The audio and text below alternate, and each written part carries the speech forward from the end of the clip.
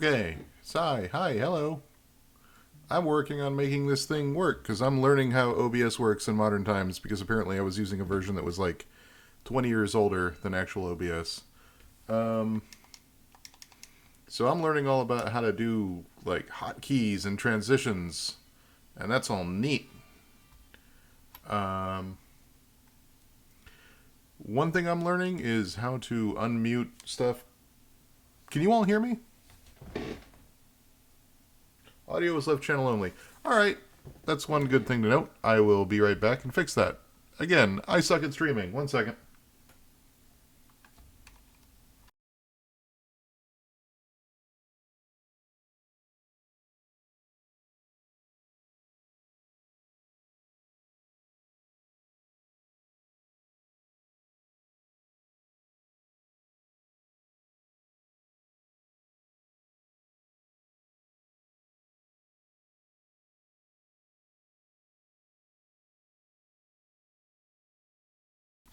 There, is that better? I hit the down mix to mono. Theoretically, I am now in both of your ears.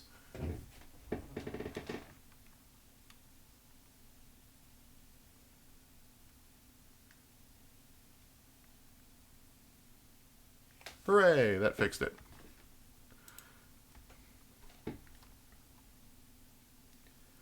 Okay,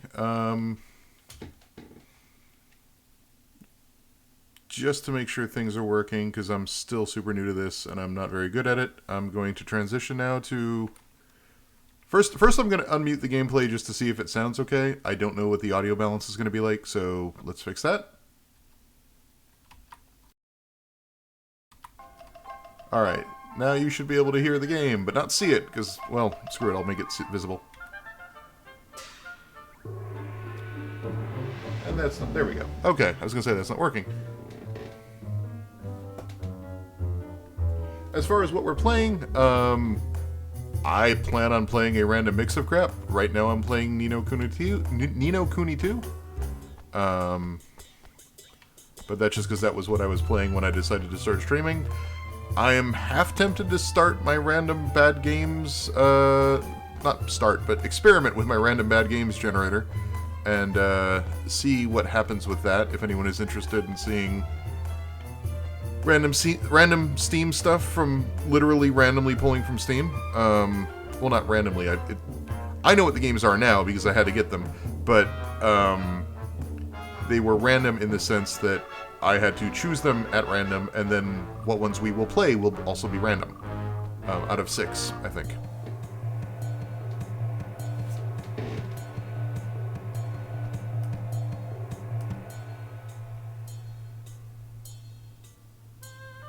Why is Lisa Simpson here? Lisa Simpson is my king maker, king monster. I don't know what the word is. Basically, in this universe, so let me do that. Let's do that for those people who have not seen this game. This is a game where you play the president of the United States and you help a fantasy king who is half cat save the world. How's the audio mix, by the way? I can try to fix that. There were 2 worlds. One was a world torn by endless war, where strong lands devoured weak, and peace was a distant dream. Eventually, only a few great realms remained, glaring at each other across brittle borders. But then came a great king, one who would change this world forever.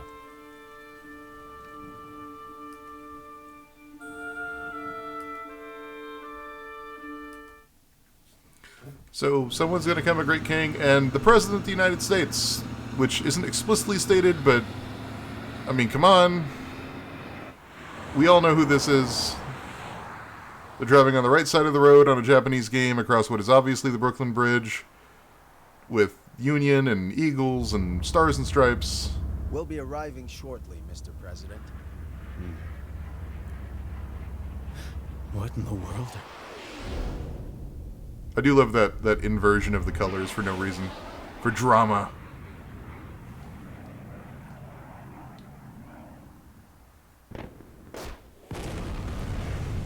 Yeah, This is how this game opens. A really, really child-friendly, super peaceful game that I actually find really chill to play. Opens with that. So, just throwing that out there.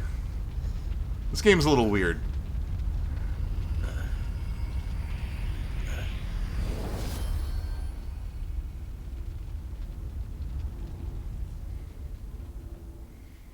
And then the president gets abducted and put into the body of a much younger man for... If there is an explanation, I have yet to reach it, and I'm like 4 hours into the game, so...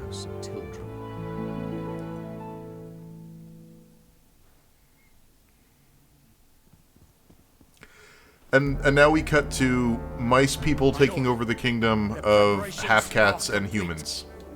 Excellent. Then let us begin.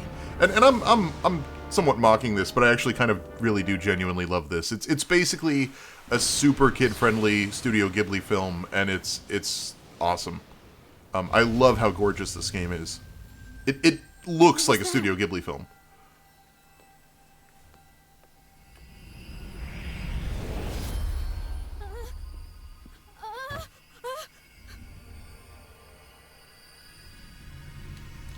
And now the president arrives in a much younger body with sort of a, I don't know, long hair and a suit, but not the suit he was wearing.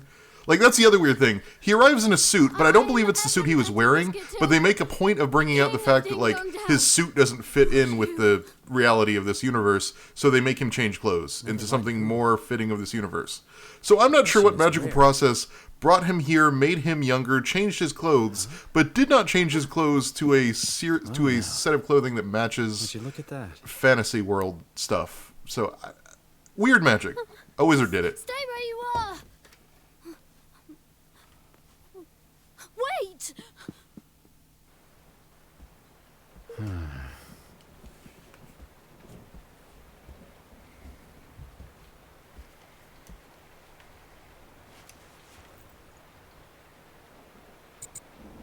And then his cell phone doesn't work. And I've played 4 hours and his cell phone has not come back up, but that probably makes sense given that there are no cell phone towers.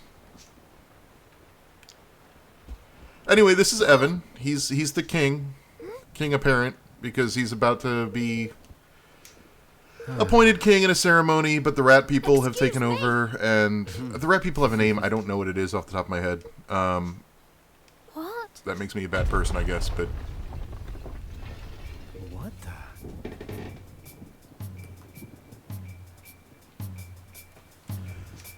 Yes, that was an explosion. Is this your doing?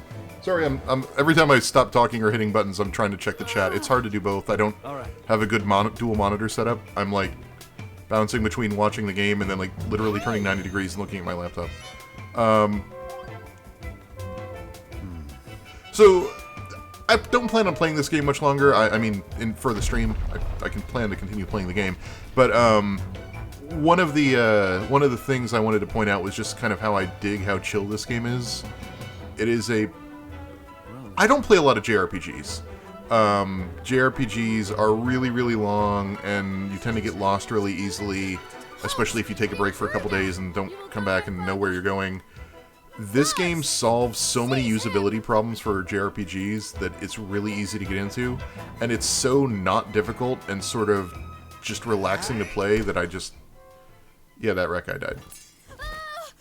With a gun. The president just killed a rat man. That's a thing that happens in this video game sometimes. We're not here to get back. I'm gonna check chat. Hold on.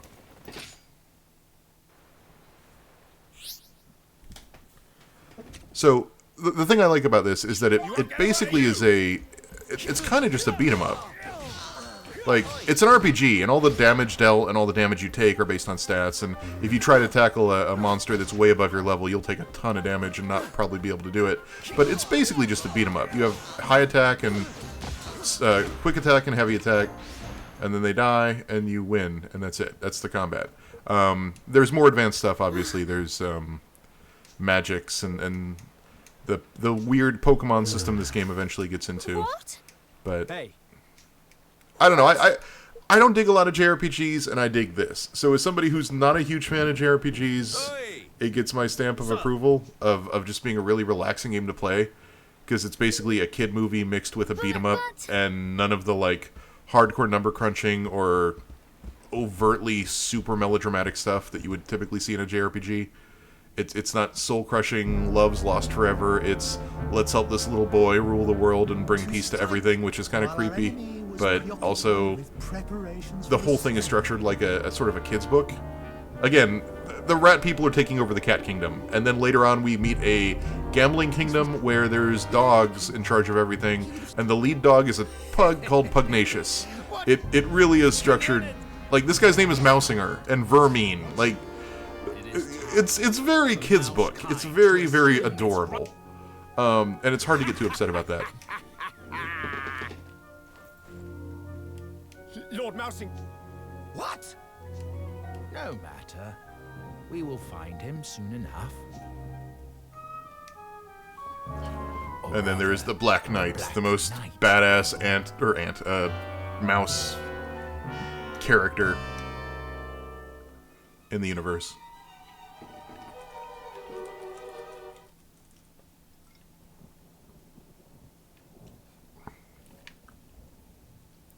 So eventually you escape with Evan.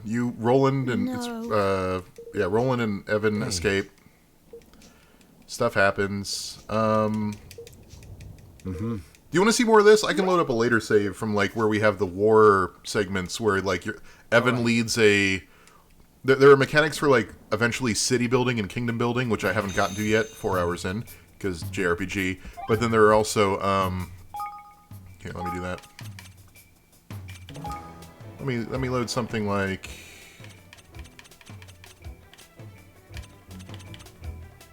I think this is right before we leave the Sky Pirates base.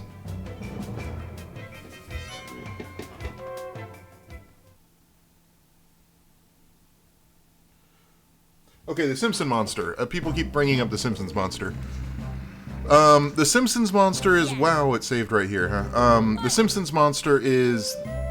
Every king in the universe of this universe has a kingmaker, I think they're called. A little monster that binds to the king, or the king's lineage or whatever, it's not clear, and basically gives them the right to rule. And usually they're giant, horrific things. Dragons and wyverns and monstrous orcs half the size of a castle. And so in this chapter 2 this is the save from that I just finished, we went and got a Kingmaker for little Evan there, and the Kingmaker is the little Lisa Simpson looking character. And that's kind of the joke. It's like every other Kingmaker is a giant fire-breathing dragon, and what we got was this little guy who doesn't look like he'd be much good in a fight at all. My assumption is he becomes something more later on in the game, but so far I've yet to see him do anything. Like, literally the only scene I've seen him do anything in is in the gambling town. Once you realize that you're gambling against people who are stacking the odds, he blows snot. He, like, picks his nose and blows snot at the dice to reflect it such that you get a win. That is the only thing our little Lisa Simpson monster has done for us in 4 hours of gameplay. That sounds really demeaning, but it's also what happened, so we'll see. I'm sure he becomes relevant.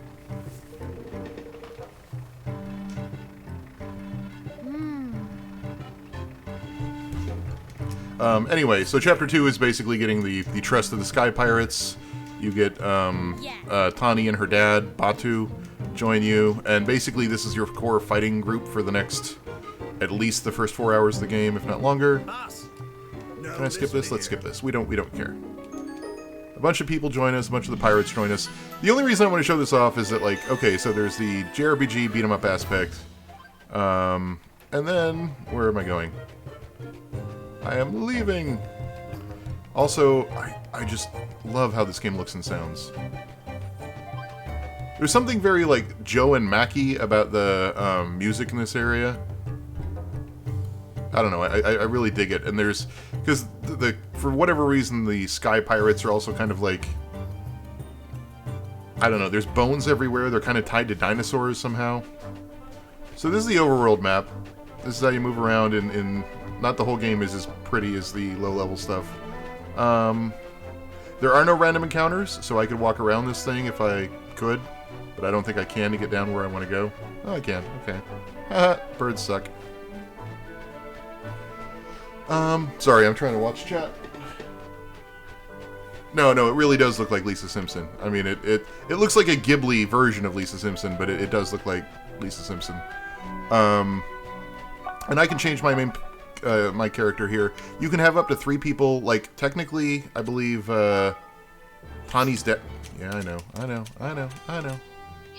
Tani's dad, Batu, is with us, but you can only have 3 people who are, like, active fighters at a time. So I could, like, swap out Tani, Roland, or Evan for Batu if I wanted. Which I probably should, because Tani's only, like, level 9, but it's fine. It's fine. Everything's fine. Alright, we'll do this real quick. Show the more advanced fighting. Switch to this. I've got magic! I hit things with swords.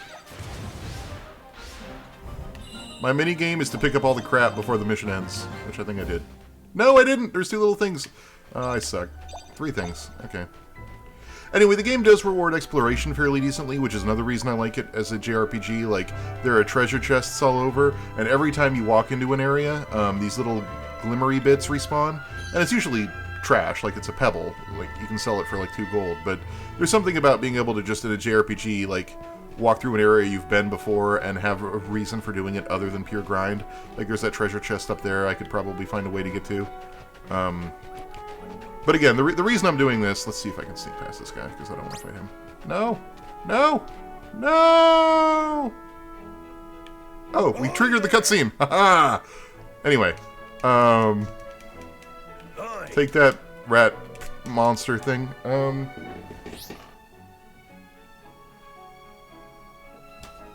So skirmishes, this is what I wanted to show off.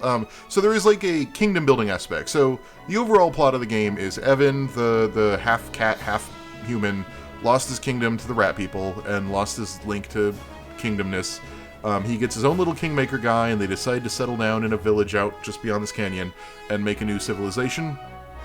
But because it's a game about building a civilization as well as a JRPG, there's all the JRPG mechanics of running around, beating things up, leveling up, getting loot, but then there's some like very, very light civilization management mechanics. One of them is the, like I said, city/civilization/kingdom building stuff. I haven't gotten to that yet, and I'm 4.5 hours in, so I can't speak to that. But one mechanic they do introduce pretty early on are skirmishes, which basically are the way they handle, like, nation-state wars versus the JRPG personal battles. So in JRPGs, it's all that sort of real-time beat-em-up stuff you just saw. Here, it's like... You are the center of a spoke. Hi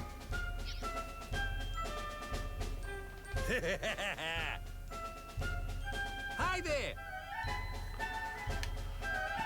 Okay, so this gets more advanced because it's basically a rock paper scissors setup, and this is the like sort of introduction to it.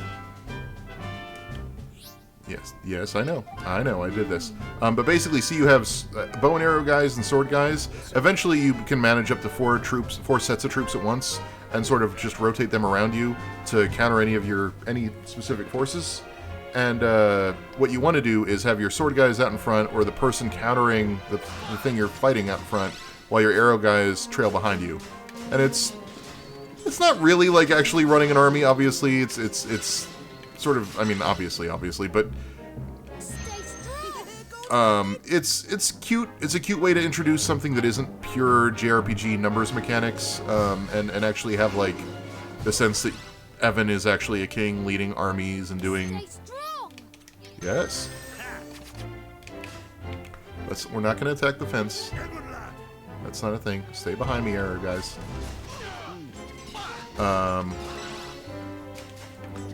But then you get to use certain abilities, like you can rally them and make them rush harder. Get him! And then you have your military might, which is based on some other stats, based on how your kingdom's doing.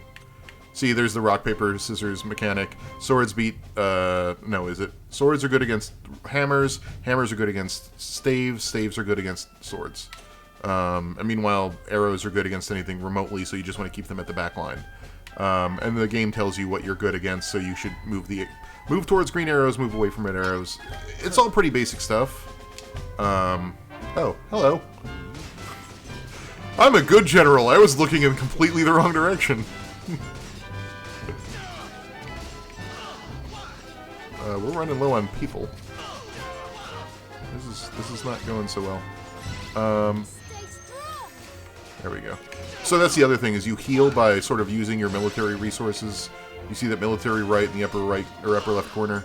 I can spend military resources to heal and summon more people to us. Okay, what was this again? There's special tactics. Each unit can deploy its own special tactic. These units can be used. It also consumes military might. You could drop bombs, which, you know, okay, fantasy, but with air bombers. Or you can use roots to lock people in the spot, and you can... Basically, it works the same way that regular combat does, in that you hold down the right trigger to summon what amounts to magic. That's also how I did all the special moves in... Get in a line. Come get in a line. Oh no!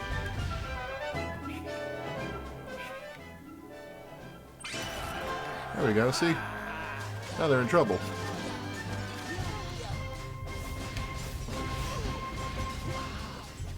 Plenty more where that came from.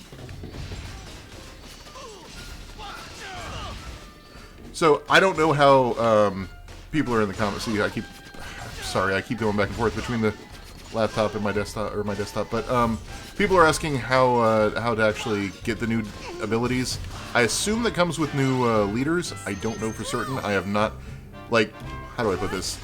I've played the game for 4 hours. This happens about hour 2 into the game, where you start building your kingdom, and it has not come up since. So I don't think it's a focus of the game, but I just kind of wanted to show off that there are mechanics other than just JRPG, beat dudes up.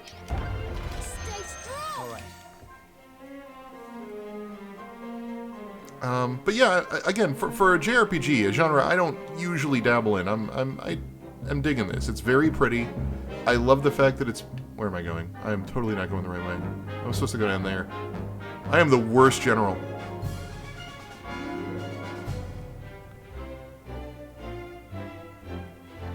You know, I know this is supposed to be vaguely kingly music, but I kind of feel like I'm graduating from college or something. Well,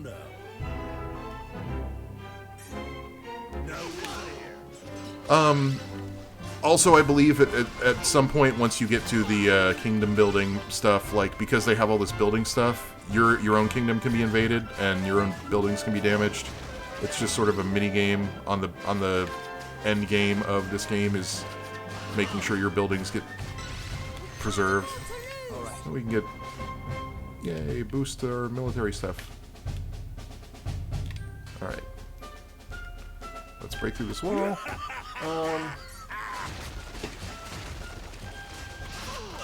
Yeah, it is a game trying to do a bunch of different system stuff. I don't know if they all succeed. Again, this is basically just like LB and RB basically just rotate these armies around me. It's not like it's particularly deep. I imagine once you have like staves and hammers and staves and hammers and swords people you're fighting against, and there's actually some difficulty in sort of setting up what kind of groups you want to have where, and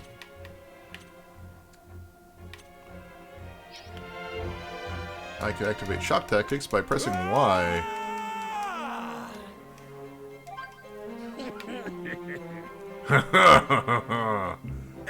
That's almost like the French stereotype laugh. That was terrible. I'm awful. Don't ever let me do voice acting. Stop hitting the fence and hit the bad guys.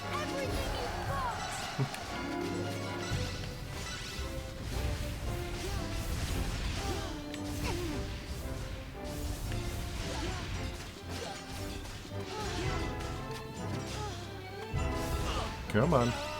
They'll be singing me name over this. Okay, we win. You think you can kill me off? Yeah, I'm curious to see where the management stuff goes too. I haven't gotten quite there yet. Basically, so where I am in the game is basically you do this and you establish your little house, your little village right over this hill here, and that's cool. But once you've established your little house over the hill, The next quest is getting wood for your village to build real permanent housing, and that is its own JRPG subquest with storylines and everything else. And I haven't been back to the house management stuff yet. I imagine what's going to happen is I get the wood, and then once I get the wood from the forest, then we're going to introduce the... this is a fast travel point, by the way, which... Again, the game lets you skip stuff. I wouldn't recommend it, just because of how much the game really relies on leveling. But it's an option. And then we could build our home here for no reason. The Heartlands. I don't know why I said it that way. Anyway. The game's story is pretty linear insofar as it's not like a open world game with lots of it's pretty linear. In a way that's good. Like you always have a marker to tell you where to go. Yeah. On the other hand, it's not like it's a game rich with like a million subquests and a million optional quests. It's pretty much go from A to B to Z to D. Like just go do all the stuff. There are subquests, there are side quests, there are optional.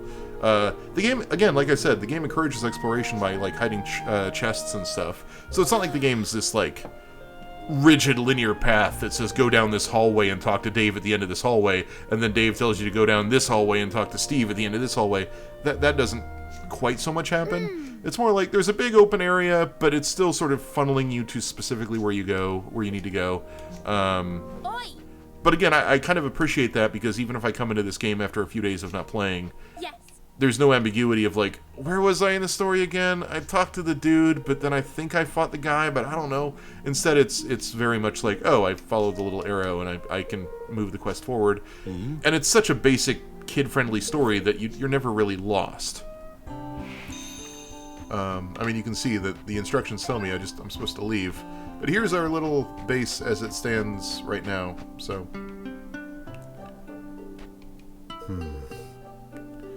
We gotta speak to Niall.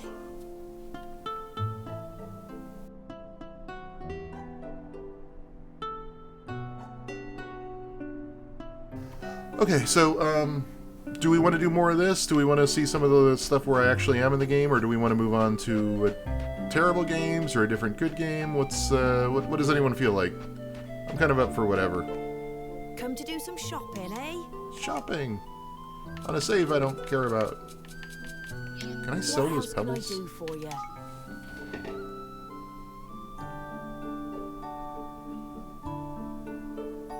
I'm hearing a lot of support for bad games, which is I guess good. Let me first see if I can actually sell those pebbles. I can. I have only 12 of them, which I feel like I have more. All right. What else can I do for you? No, I don't want to buy. What We're done. else We're can I done. do for I'm you? sorry, Have you Geralt. seen you Geralt. again, then? We're done. We're done. All right. Let me see if, again, new to streaming. Let me see if I can set up my little fancy hotkeys here. Okay, there. So you shouldn't see the game anymore. Let me load up my game randomizer of awfulness. Once I quit this game. You should not be able to see or hear the other game. And I will load up the Bad Games Fun Time Machine. It's this.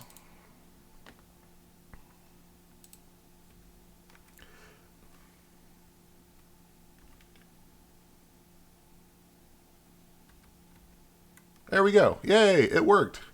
Okay, so...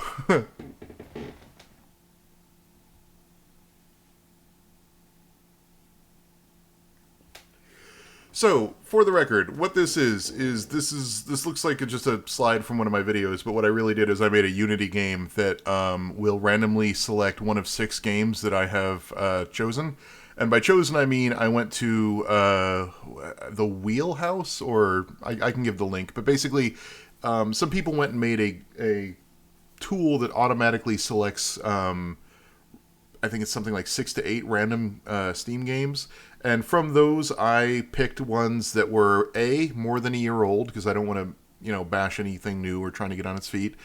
2, had less than a certain number of players. I checked Steam Spy and tried to keep things down below like 20,000-ish. I don't know the exact numbers, but I tried to avoid things that were like, yeah, it's a game Chris hadn't heard of, but it's got 400,000 players, so shut up, Chris. And then also I tried to avoid anything I knew because I didn't want to cover anything that was like, a known indie property or big game. So nothing like Fallout or Iconoclast or any sort of game I have covered or might cover. This is sort of me doing a deep dive into the less than stellar parts of Steam, and I haven't played any of these games. I picked them all up. I haven't played any of them. I'm not going to spin the wheel yet. We're gonna go through, and I'm just going to point out what the game randomizer found for us. So this is me slightly curating to remove the obvious games that probably shouldn't be covered in this kind of thing. A list of otherwise random games placed inside itself a randomizer. So we have, just for the record, Pirate Hell, Next Stop 2, which I swear to God, was like a found object game, but it turns out it's an indie puzzler about finding train track paths. Rogue and Roll, which, given the concept art, I am very excited about trying. I kind of find that adorable, and I really want to play that game. Hyper Color Ball, which I'm really torn on because based on both the trailer and also all the footage I've seen of it, looks like it might give people epileptic seizures, so we might not play for very long on this one if it actually lands there. I don't know what to do about that, but it looked like a particular kind of terrible that I kind of wanted to embrace, but also I know that I don't want to hurt people, so just throwing that warning out there. 3D Paraglider, a 3D paraglider simulation, and Nanomedics, a game where I believe it's a tower defense game where you're inside the human body. Other than that, I don't know anything about it.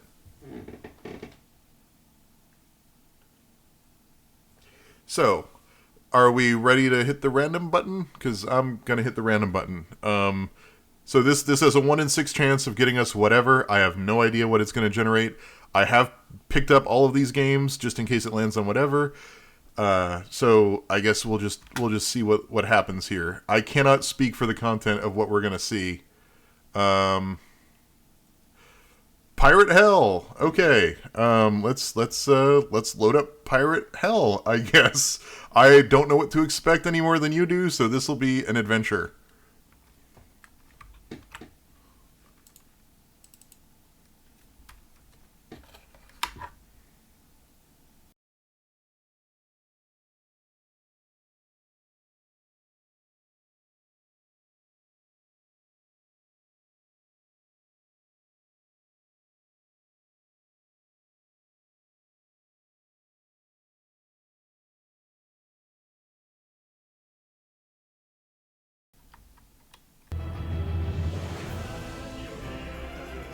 All right, come aboard, matey. Adventure awaits. This is the first thing I saw, so this is it.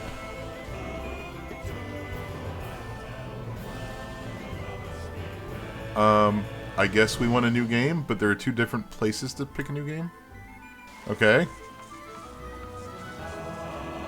Ahoy, laddie! Let me tell you a story. Once I commanded a gang of swashbuckling buccaneers. 5 fearsome old sea dogs. We be ruling the 7 seas and up. I didn't hit a button. It decided to move that. That was great. I was doing a voice and everything, and it decided it was done with me. Okay. I've been humbled. I've been graciously humbled. I'm not going to do a voice anymore.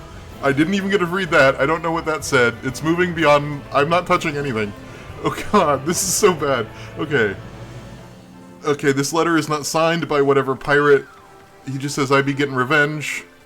And now I don't know what pirate said that. Okay. I've got 50 gold. Okay, we got a ship. We got a town. We got a world. Oh, the world does not... Okay. Press W to move forward. A and D to steer left and right.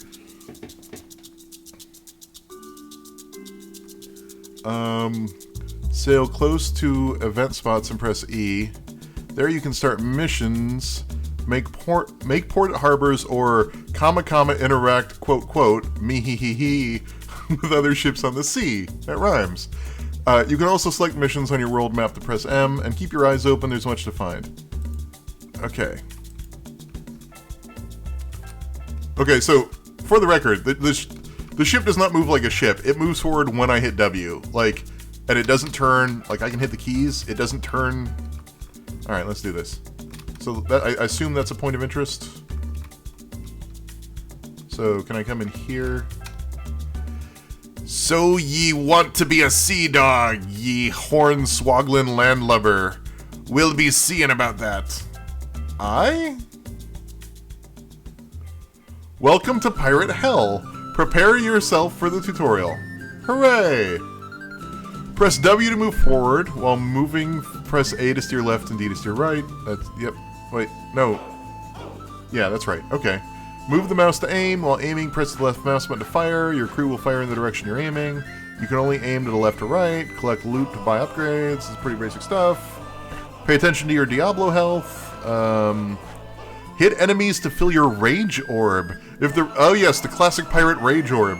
If the pirate Rage Orb be full, unleash hell with the right mouse button. Alright. Alright, hooray. The fact that there's no momentum is really...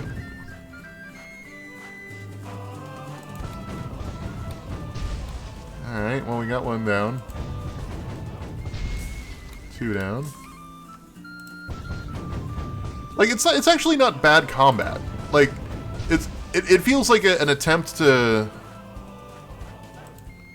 It feels like an attempt to turn Sid Meier's Pirates into sort of a real-time combat system. I don't know why occasionally one of them has fire. I don't get that, but... Okay, hold on, let me...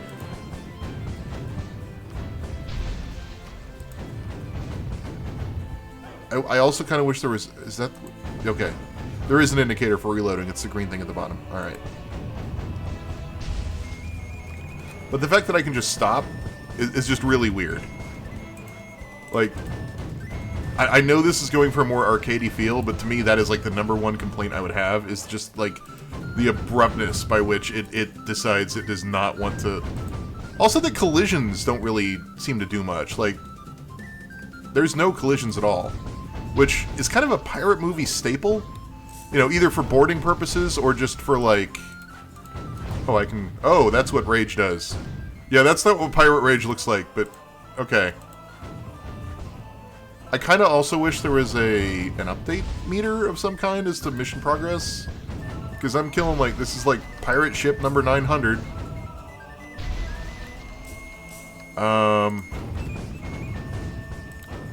Maybe it could... Come on. Alright, I want to check chat, because I kind of am genuinely curious as to what the nightmare is going on. Come on.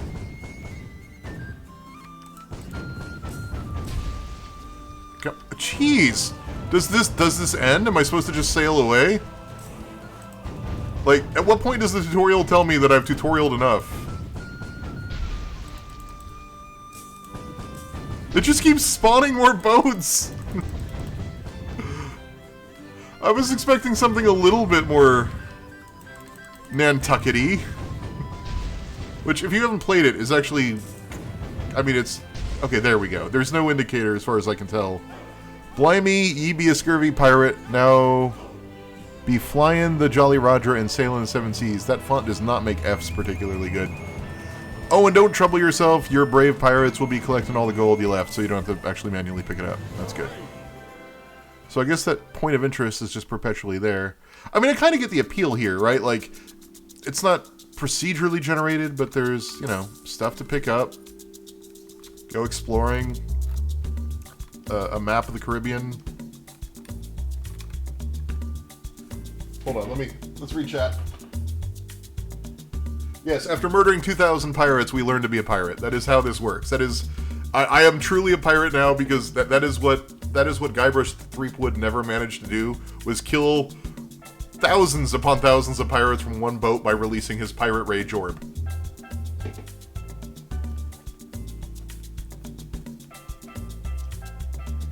All right, let's follow a treasure map. Let's see what this does.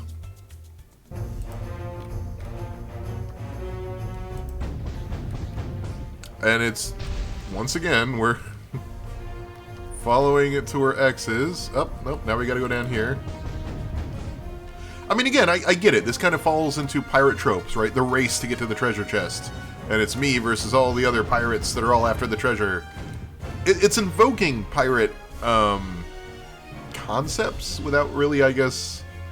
I don't want to say fully understanding them, but certainly without really systemizing them in a way that makes sense. Like, the combat's not terrible. I wish it had better game feel. It all feels...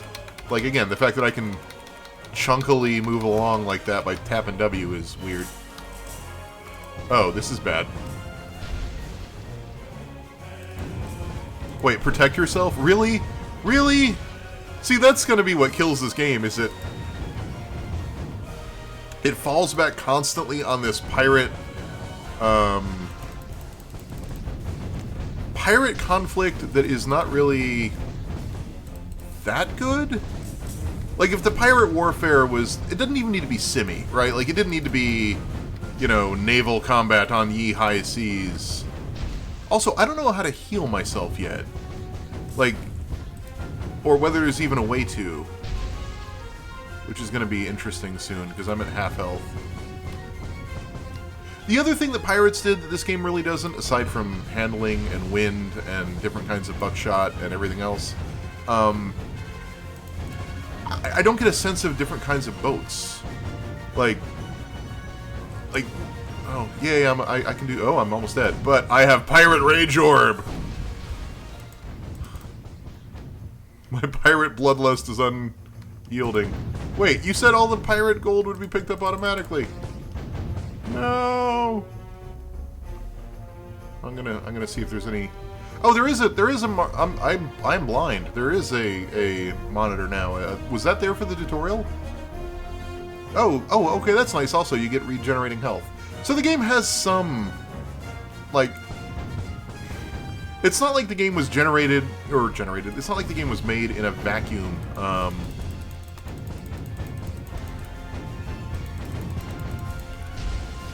Blimey, that was close. I did it. Checking on chat. Hold on.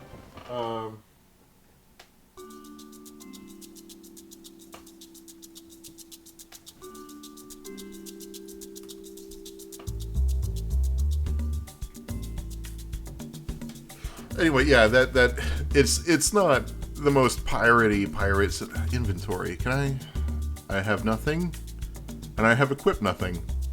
Fair enough. Can I go to, like, Tortuga or Port Royale or something and like what happens with these boats out here? Can I pirate them? Okay. I can just take random money. Ooh, more random stuff without, like, this is the best stuff because there's no fighting involved. It's just cargo. Ooh, I have cargo. Empty box, 10 gold. Okay, is it an empty box worth 10 gold? Or is it an empty box containing 10 gold and therefore not an empty box? I assume the former, but I don't know. Let's pick up more cargo and see if that pattern holds. Empty box, 10 gold. I do not want to attack a fort. I just want to get health and maybe some ship upgrades. I've got some money now. Is there like a city? If we ever get bored of playing bad games, I could show off whatchamajigger. Sea of Thieves. Empty ton? Is that a word for barrel? Does anybody know what the word ton means?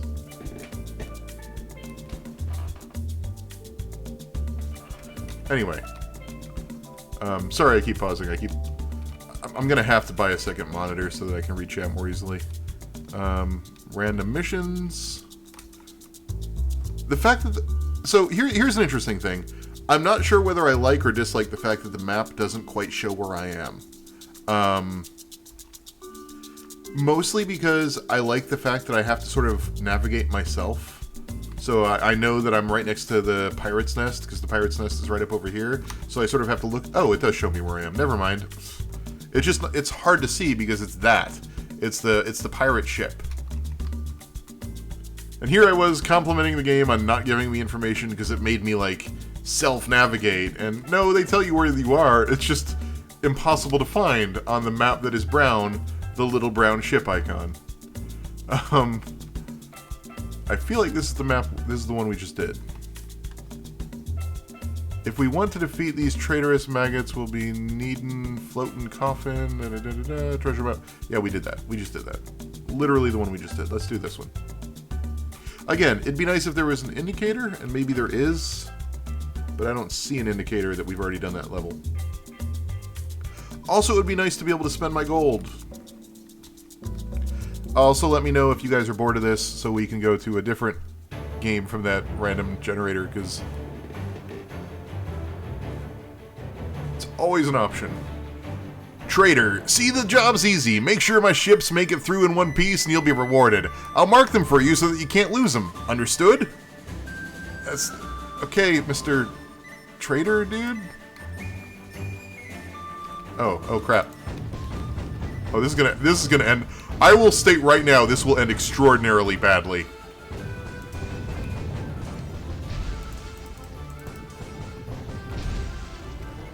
One of them's already at a third health.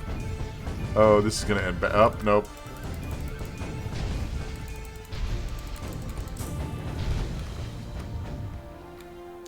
Stop shooting my friends!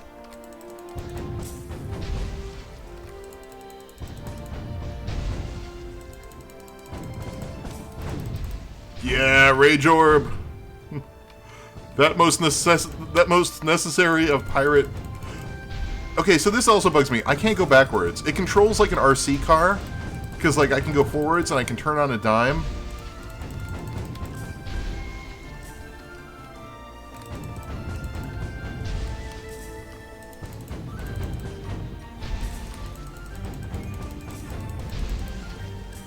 But I can't go backwards. Oh, I can't... my Rage Orb isn't quite full.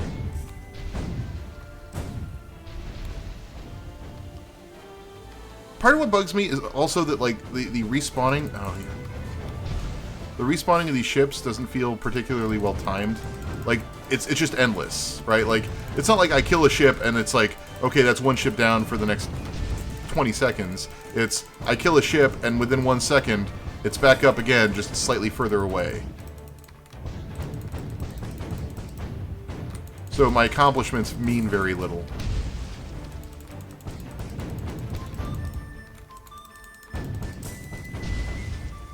I did it! I'm actually amazed. Alright, checking chat. Alright, do we want to keep doing this? I do not know if there's anything more to this game than this. It is a game about being a pirate and also kind of an arcade shooter with a really weird set of fighting mechanics.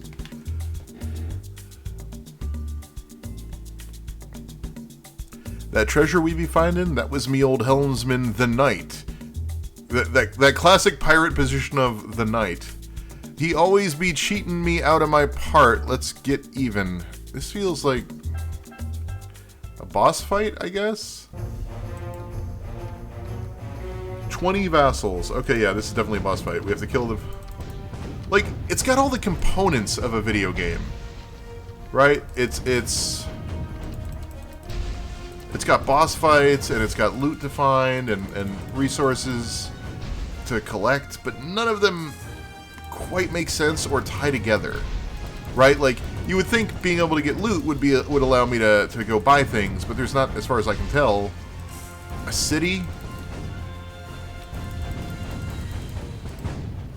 Rage Orb! Pirate Rage Orb of Doom.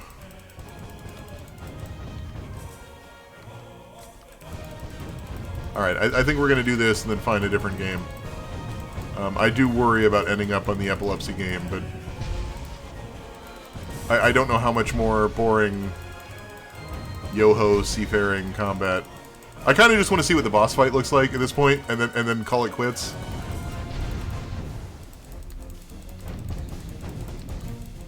But yeah, so while we're doing this monotonous junk, I am thinking of making this a series, not live series, a scripted series, where I try to look at some of these games and try to say good things about them.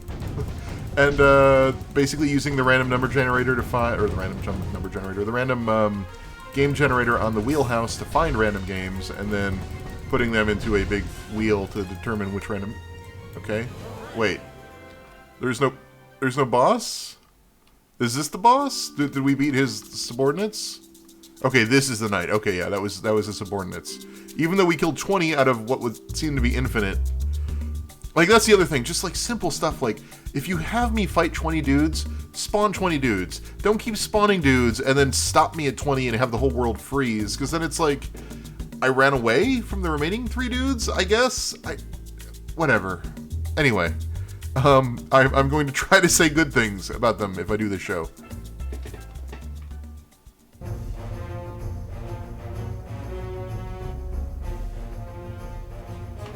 When Sunless Sea is a good game, though. Okay, so here's the night. Okay, so it's a proper boss fight.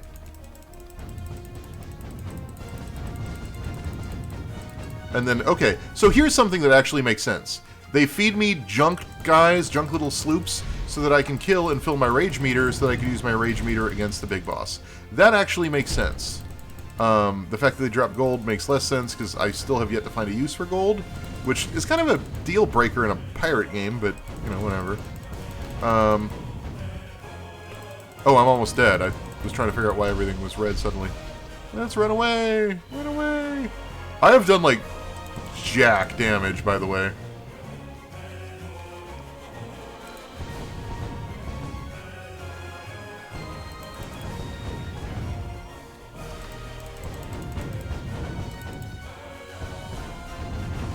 No! Don't kill my pirate. He's a good pirate. He loves children and rum. He's got rage orbs. Oh, the health bar moves in from both angles. That's a choice you could make.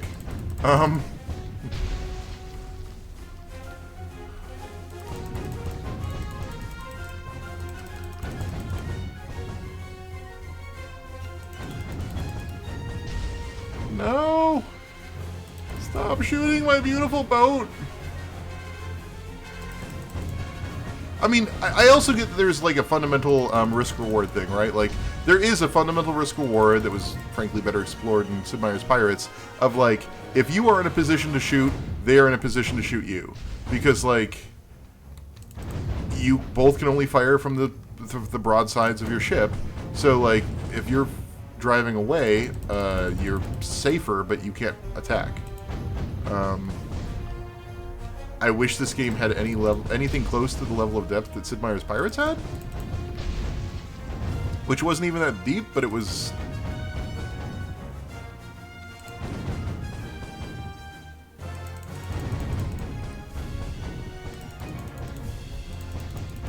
Also, if I'm being totally honest, I know everyone will disagree with me on this, I kind of really dig the MIDI music, like the really cheeseball, like 80s movie MIDI music here. I kind of, it's kind of adorable. I am dead. The seas run red with blood, the shores are crimson. I am screwed.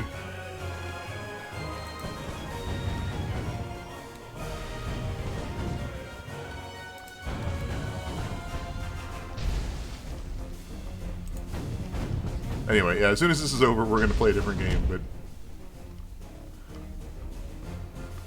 I want to kill the knight, because the knight is such a bad name for a pirate. Stop shooting me! Ow! So another thing this game does actually really well, as far as I can tell anyway, is the AAA game thing of, like, faking your last sliver of health. That last sliver of health counts way more than most other games, than most the rest of the health, and that means you're always feeling that tension of, oh, I'm dying, I better not screw up. and that's something AAA games do, and it's a lesson this developer has apparently well learned. I don't know. I like the idea of starting a series where I try to look for those sorts of, you know, small design decisions that make a good game or a bad game potentially good. There are slivers of good here, right? Like, I do not know if this game is worth the money they're asking for, but it's not. I don't know. I'm really averse to the idea that Steam is nothing but a trash pile. I really love small games, and I really love trash games too. Like there's value in this, as comedically weird and awful, and as much as it interrupted my pirate voice. I dig it. Oh, I'm gonna die. Oh, I'm gonna be upset if I die now. The knight is functionally dead. Come on. Yes! The knight is dead. I am Pirate Knight, not Pirate King. But, okay.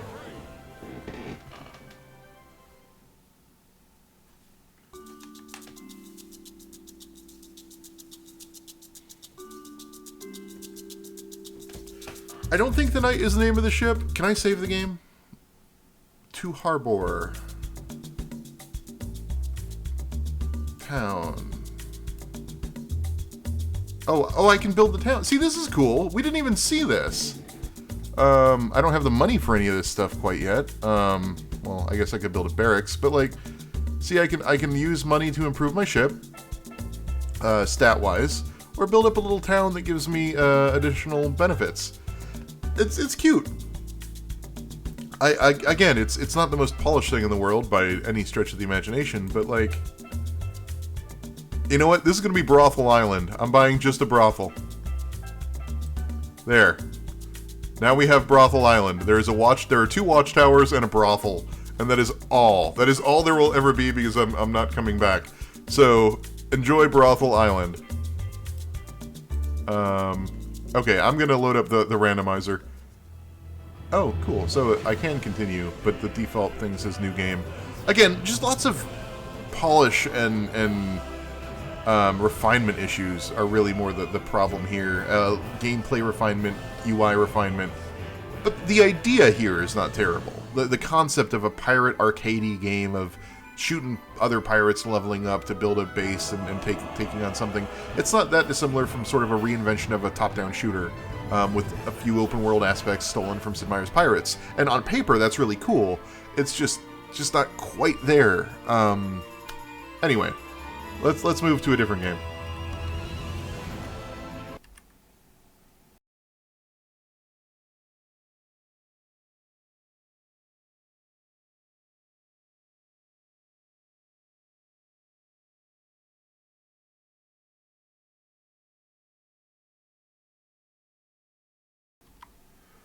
All right.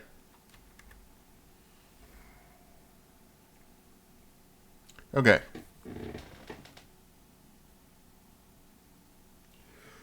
So we did Pirate Hell, so if we land on Pirate Hell again, we're just going to roll again. So let's unless anyone wants to see something else. But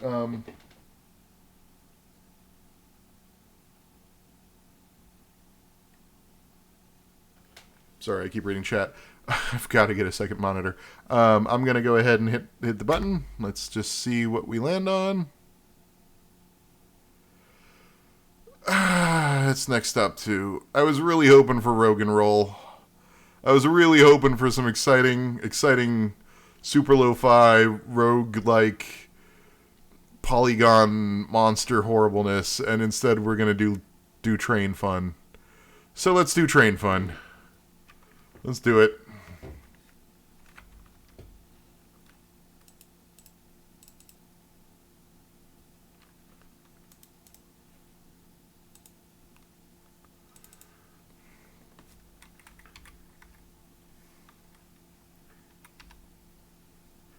Select language, Britain.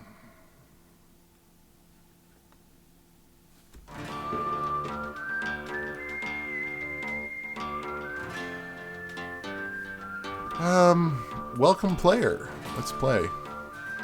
Multi-click. You can perform multiple tasks without waiting for an available worker. Relaxed mode. Relaxed mode with no timer set for completing the task. Let's just go with whatever the default is. Alright, Uncle Steve, we're setting off in search of new adventures right away. Oh, that was Skip. God damn it. I honestly thought that was next. I am really bad at this. It's a map of our route. This is gonna be great.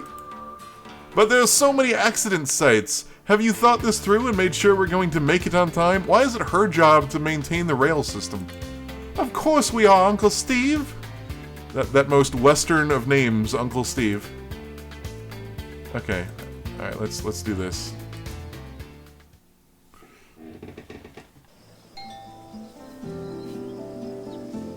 I'm like 0 for 2 on trying to narrate this, by the way. This is really sad. This is the office where our workers work, and this is the diagram of projects that we're working on in this area. I like how in the tutorial, the diagram that the arrow is pointing to is right next to the skip the tutorial button, and I'm not going to click it, but right now we need to fix this bridge so we can continue the track. But we don't have enough lumber to do it. We need to send a worker to chop down trees for lumber. Okay. Okay, give me a worker. Oh, I click on the tree, and this is it. This is the map. I can't move any. All right. Oh, I have to click on each tree. Really? This is what they meant with multi-click. You have to like.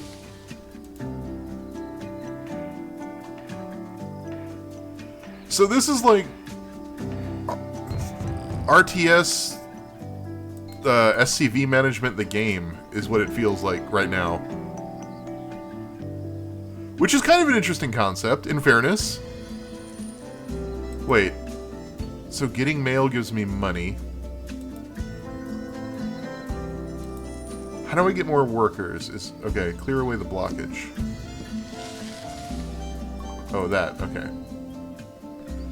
Yeah, no, this really does feel kind of like micromanaging SCVs the game, but it's presented in a way that is like super casual friendly.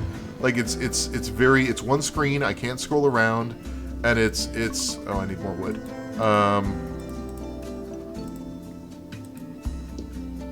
But like now that I've queued up all these actions, they're just gonna go do it, and I don't have to. I'm not touching anything right now. It's just the game is playing itself. Having not played a ton of casual games, I don't know if there's anything else quite like this. It's fascinating, though, this idea of, like, SCV management, the game being sold to people that play, you know, hidden object games. It's kind of interesting.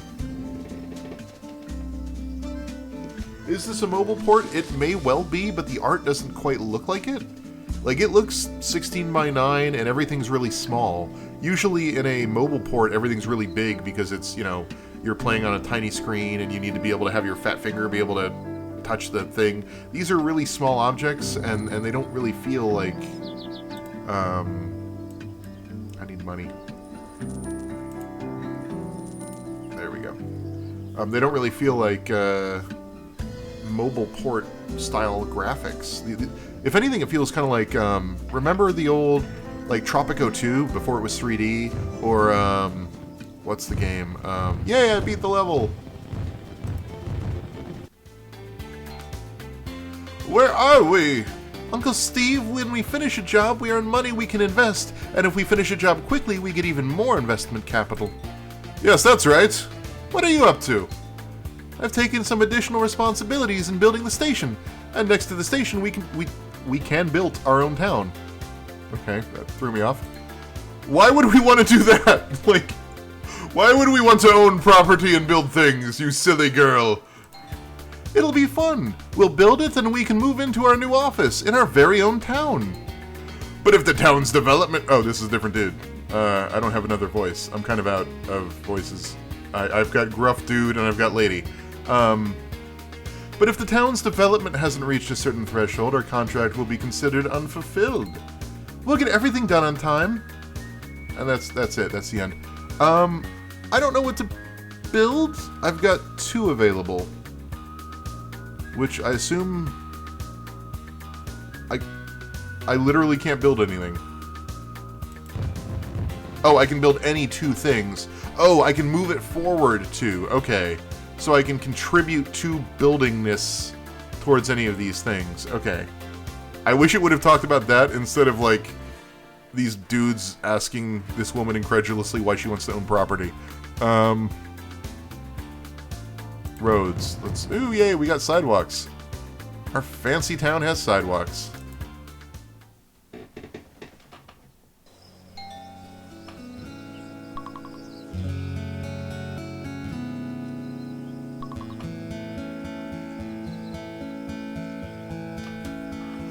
We need to hurry. Each level has a time limit.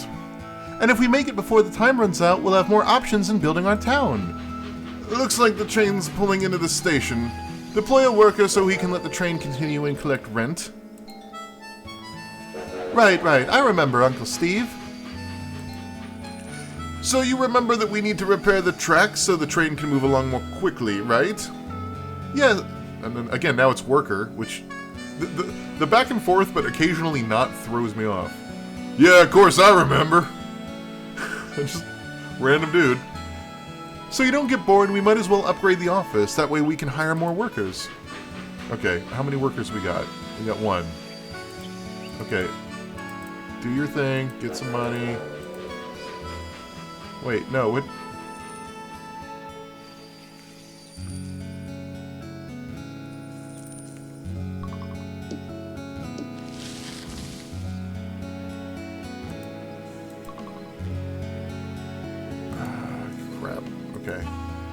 Where's my guy? Okay, upgrade. Upgrade.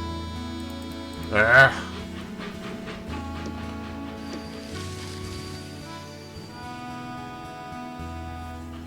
Okay, now I can upgrade. Alright, you gotta go do that.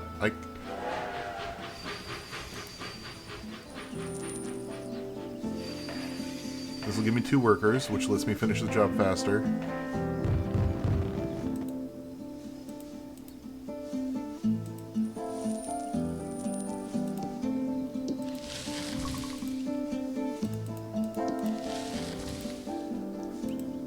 I have the...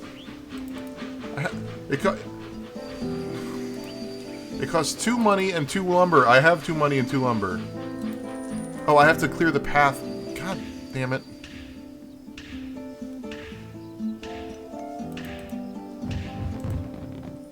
This really is SCV management in the game, and I was not prepared for that for some reason. No, you... So, the reason this isn't SCV management in the game is that with SCVs you can change their orders mid-operation. You can't do that here. It's literally the order in which you click that drives the order of the action.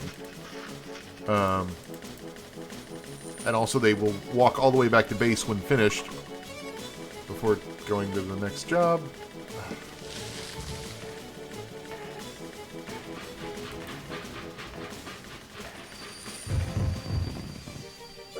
I didn't do very good. We're not gonna get to... Yeah, we got 1 upgrade for our town.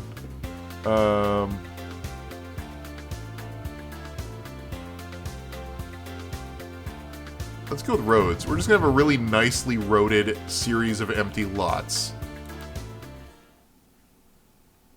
So, when I saw the image of this, we need to repair this lumber mill, do we? First we need to fix the ladder.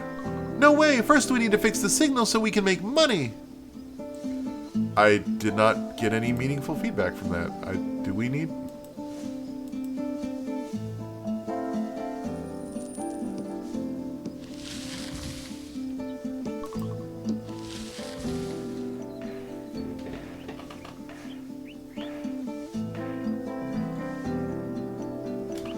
Alright, so we got 2 guys. They're gonna do... Oh, I need money. How do I get money? How do I... So... I like how mail just spawns randomly. Like, I get that it's related, you know, the Pony Express, the Old West, all that, but like...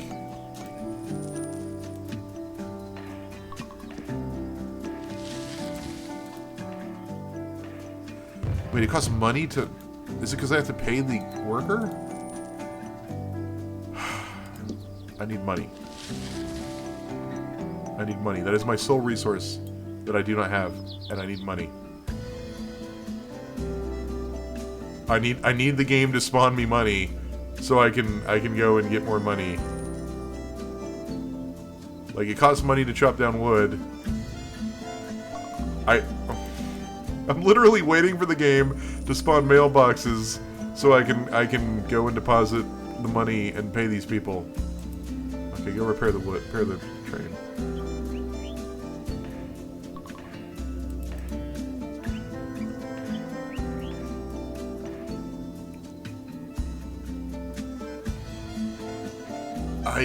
I did not realize money was going to be my limiting resource.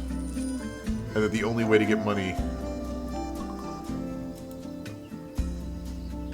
Oh, that's right, that's why I need... Okay, so ultimately it turns out the girl is right. You do need to repair the signal first, because the signal generates money when trains come by. Like, the track damage slows trains, and that sucks for them, but that's not the problem. The problem is I need to generate money, and if the only way I can do it is picking up random mail, that's not enough money. Like, my dudes are just sitting there, idle. I need $5 to repair this stupid signal.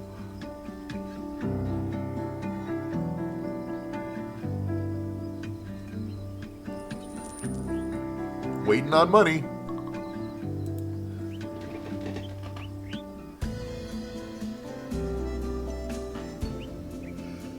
At least after this, we'll have the money to be able to... There we go.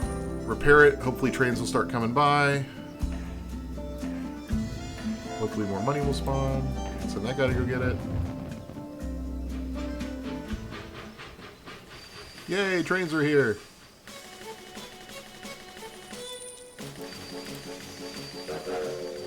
Money! Not enough money or wood. I need both. Alright, I need 1 wood, I need 2 money. Money. I just need 1 more money. I did not do this in time, by the way. I'm afraid we're going to have another sad upgrade ceremony.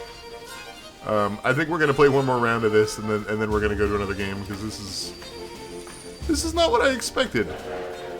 By the way, if I do eventually end up... oh, we gotta repair the road, too.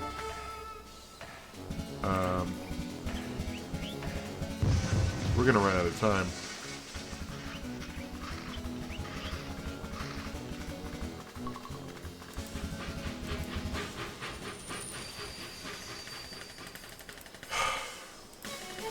Anyway, if I do turn this into a show, I'm not gonna do 20-minute little snippets. I will end up playing the game for like an hour, hour and a half, 2 hours, and all right. My era as SCV manager has come to a close because I am not very good at this.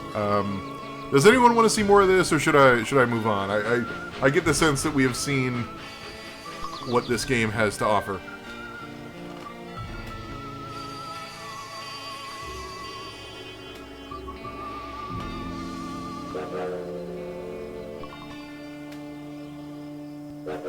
Okay, Flail's asking what an SCV is. I keep calling it an SCV because SCVs are the little builder units in StarCraft for the Terran. You tell them to, collect this, mine that, build this. It's basically the little worker people in RTS games, is really what I mean by that.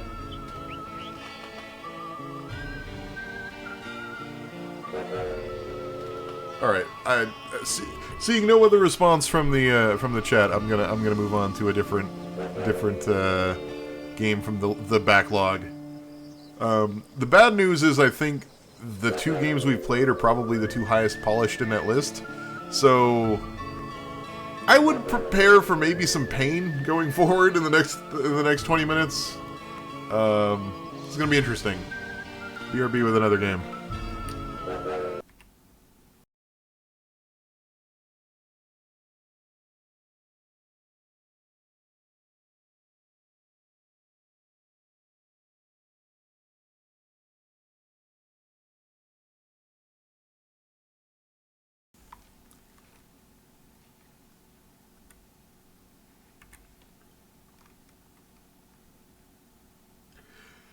Okay, So we have played the 2 games on the left, Pirate Hell and Next Station 2.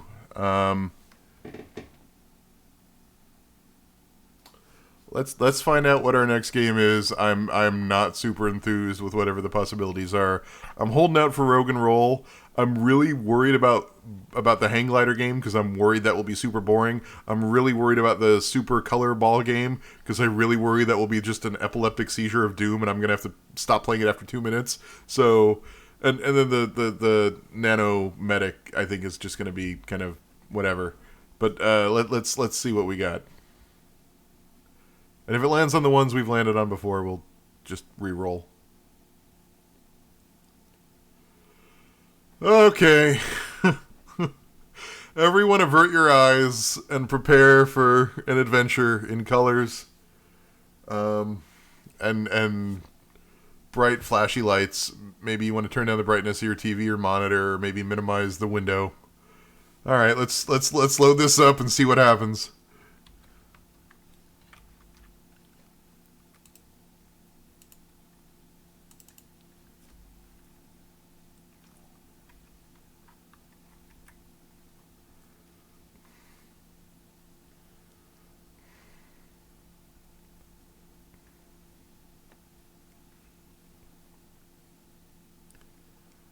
That's not a good sign. Why is it playing Jingle Bells? Oh, we are in a new world of hurt. All right,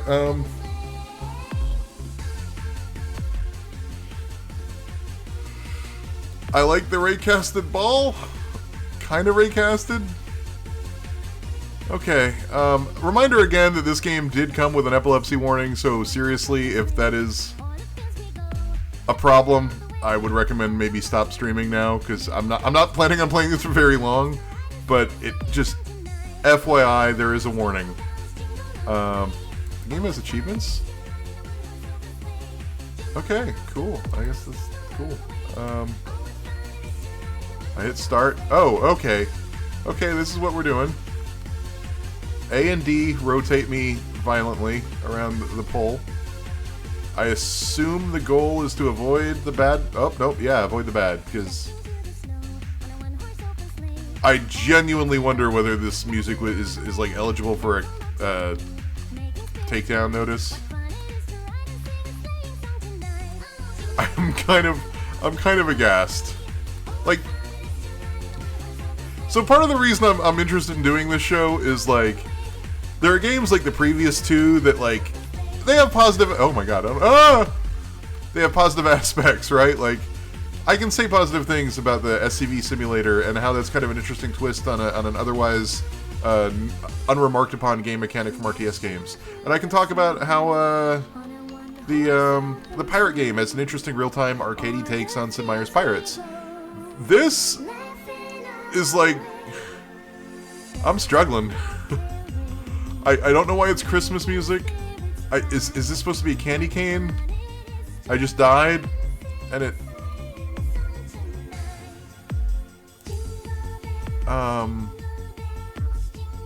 Music order. How do I...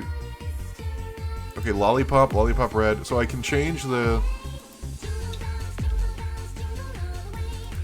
I can change my objects. Oh man, next song, please. Oh, this looks weird. I'm a weird flesh meat wall. Why is the color of the wall flesh meat?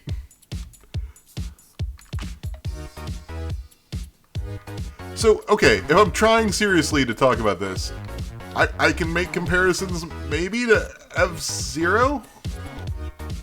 Specifically the GameCube F-Zeros. You know what's not helping is the rotating of all the textures makes it really hard to determine, like, where I'm moving and where the obstacles are moving.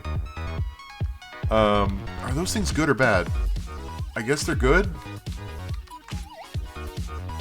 But the gameplay, the mechanics, oh Jesus, that just killed my health.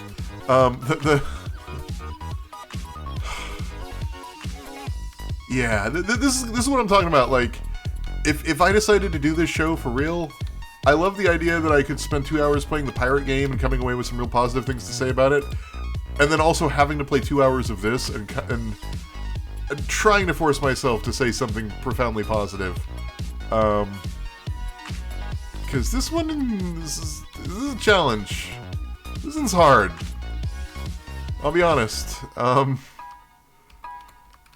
mean, I'll say this. I like avoidance games, right? Like, I zone out a lot by playing Race the Sun, which is basically just a game where you hit A and D, like I'm doing now, and you basically just try to avoid obstacles, like I'm doing now. I really dig those mechanics. They're good zone out mechanics. They're just sort of like move left, move right, avoid the thing, kind of just think about your day or whatever, and zone out.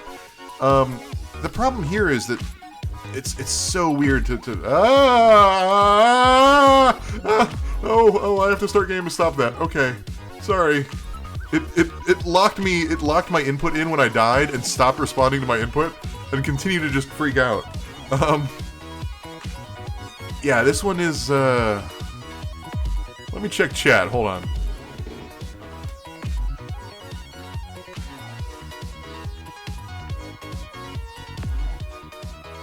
Yeah, chat's not really digging this one either. So I'm trying to say positive things, I genuinely am. I like that you can change the texture of your ball and of the level, but just the fact that it's so... I don't feel like when I get hit that I screwed up. I feel like I couldn't tell between the weird angle of the camera, the fact that I'm on a rotating cylinder, and the fact that all the textures are moving. Excuse me, it's hard to find, like... Oh no, it's back to Jingle Bells. God fucking damn it, no! Are there 2 songs? Wait, is this Nutcracker Suite? Is this a techno remix of Nutcracker Suite? Why? Why is this nothing but Christmas music? What does that have to do with this game at all? Was this released around Christmas? Oh my god, you guys. I really don't like being like... It is not my hashtag brand to be the kind of person that overreacts to games, and I have played 2 games prior to this that maybe aren't the best thing ever, and I'm trying to say good things about this, I really am. Like, there's a good idea here, right? At the end of the day, there's a good idea here. I like avoidance games. I like games that just use A and D to dodge stuff. I even like in theory, the wrapping it in a torus, or a cylinder rather, and having you play basically like sort of a Tempest without the discrete movements, or a avoidance game that sort of just wraps around itself because you're on a cylinder and so the play field wraps. That's not bad. But so many of these decisions are, let's say, inexplicable. From the really janky game feel to the weird camera position that really probably should rotate with your character. Like, that's the thing, is like, when I go down to the side here, I know I'm on the side because the camera is following me on the side like it's like hanging outside of a car window. Whereas I feel like the camera should rotate with me as I go around the sphere instead of like letting me know that there is an objective up. Like there's a study here for UI failure, which is, I guess, a good thing to say about this game. And I'm just gonna be upfront, I don't get the music selection at all. It's public domain, I guess. I don't know. I'm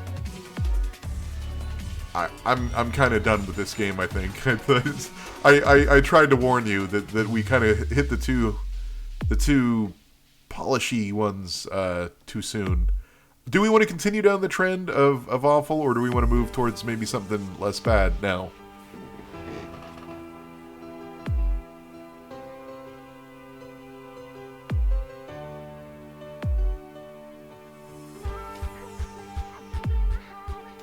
Oh my god, it's Last Christmas I Gave You My Heart, but dubstep. It's another Christmas song.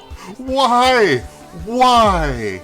Please, chat, tell me whether we're playing more bad games or something. I really want to close this game.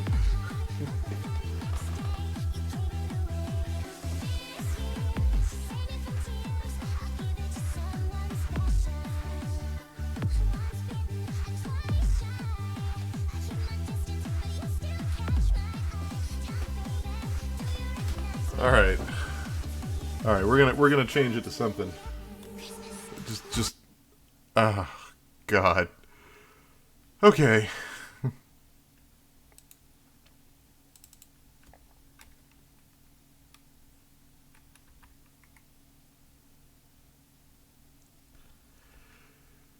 Okay. So statistically speaking, there's a 50-50 odds we're going to see something we already saw here. I'm kind of interested in Rogue and Roll, given how it looks like an awful but awesome, like one of those perfectly, beautifully, terribly awesome games. I worry about the hang glider game because I worry it'll just be me hang gliding and be really boring. And I worry that Micromedics or whatever, or Nanomedics, is going to just be passable. But no matter what, there's a 50-50 odd chance that we're going to have to respin, so... Yeah, we already played Pirate Hell. We learned a lot about ourselves and about pirates.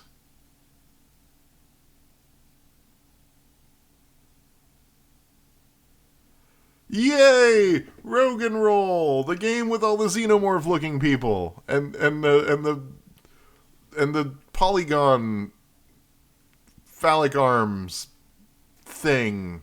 Everyone looks kind of like balloon animals. I'm excited about this. I'm very optimistic about our odds of something awful but also beautiful.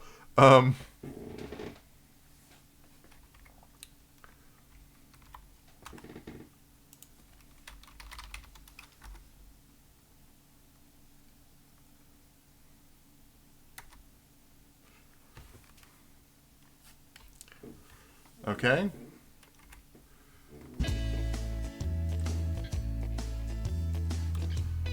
First thing we have to do is hit up a slot machine. Okay. 7 slots. Okay. Weapon. Unlock weapons and power-ups. Once unlocked, you will have a chance to find them while playing. Okay. I got an achievement for hitting the button.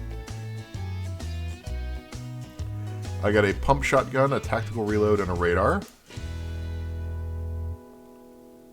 I got the P90, the automatic crossbow, and Doom Guy.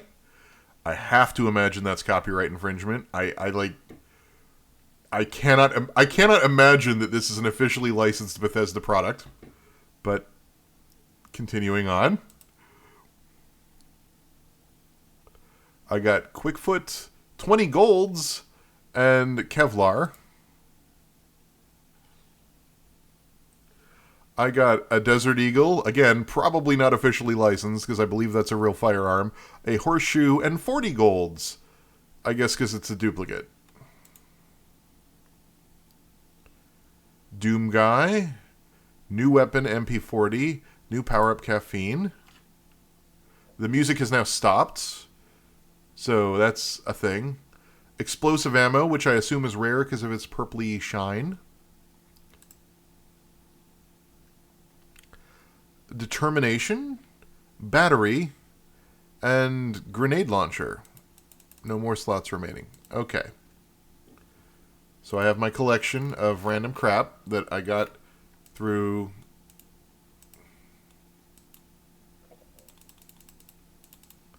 Okay. Genuinely curious if that's meant to be a premium currency or if that's just an in-game currency. Stats are coming soon. Don't do nothing yet.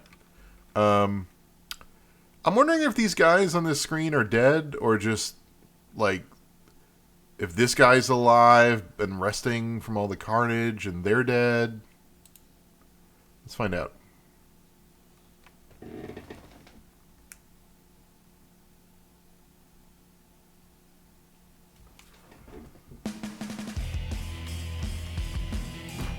Oh, Jesus Christ, they're fast. They actually are fast. But they're also adorable. Glock, again, probably not officially licensed.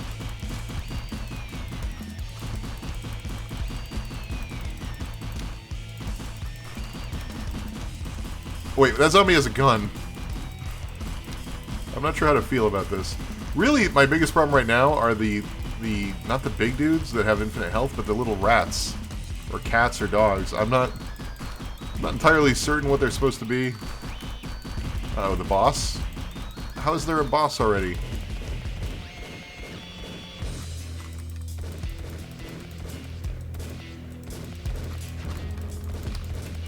And there's blob monsters.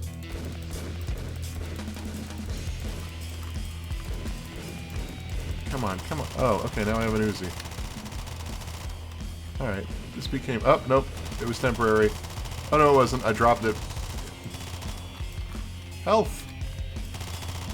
Okay, see, this is a cool mechanic. The health slowly drops as you... Oh, God. Like, these little monsters are just... Well, like, as long as I'm inside the bonus area, I get the bonus.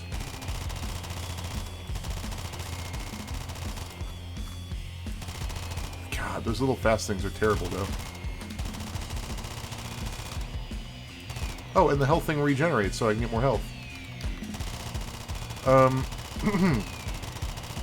Like, this isn't laughably bad. At least it's not the weird candy cane stick of doom.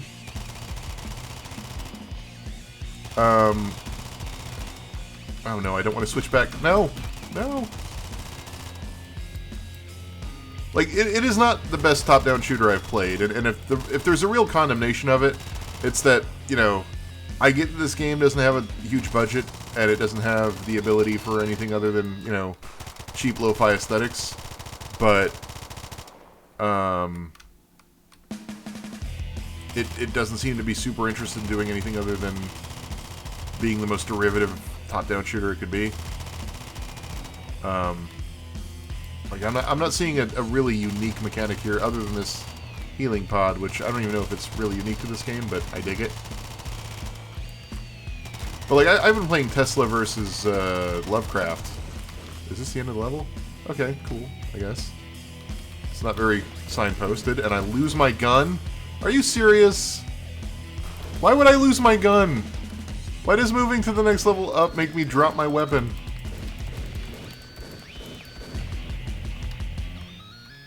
Okay, what's this fire do? Oh, it sets me on fire. That's... I suppose I should have seen that coming. Oh, I have grenades now, too.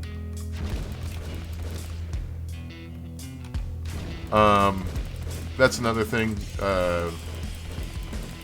Readability is really bad. I'm about to die.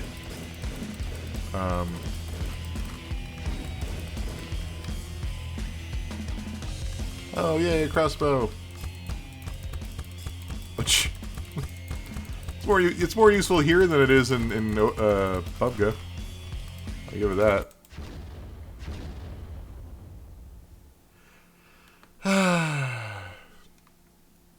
Alright.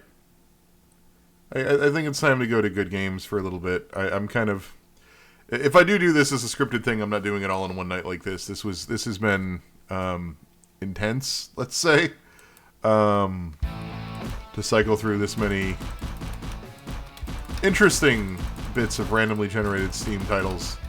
But if there's any interest in me, like, actually picking this up as a series, I'd be interested to hear it, just because I again, not as a streaming series, although I do enjoy streaming this sort of stuff for you people, but more just, like, trying to find maybe whatever good exists in the really weird fringes of Steam's catalog based on random number generators, to determine what I play.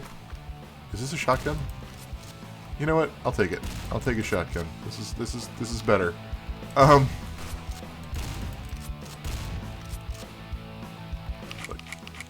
There is a manual reload. Why is there a manual reload?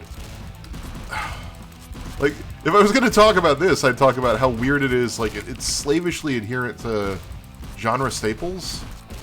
And I feel like you could do something with this, right? Like, this doesn't feel... This actually feels, shooting-wise, better probably than the pirate game we played earlier. It's a decent top-down shooter, aside from maybe the little dog monsters moving too fast.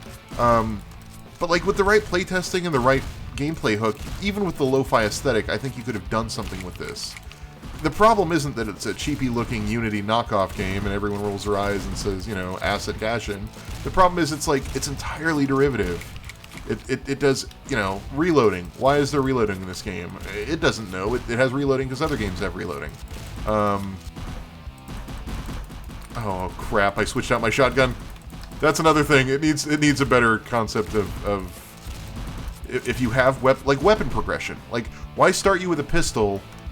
Like, most top-down shooters, you start with a kind of generic gun and either earn upgrades or earn side grades that fire differently but are not necessarily more powerful. They come with their own downsides.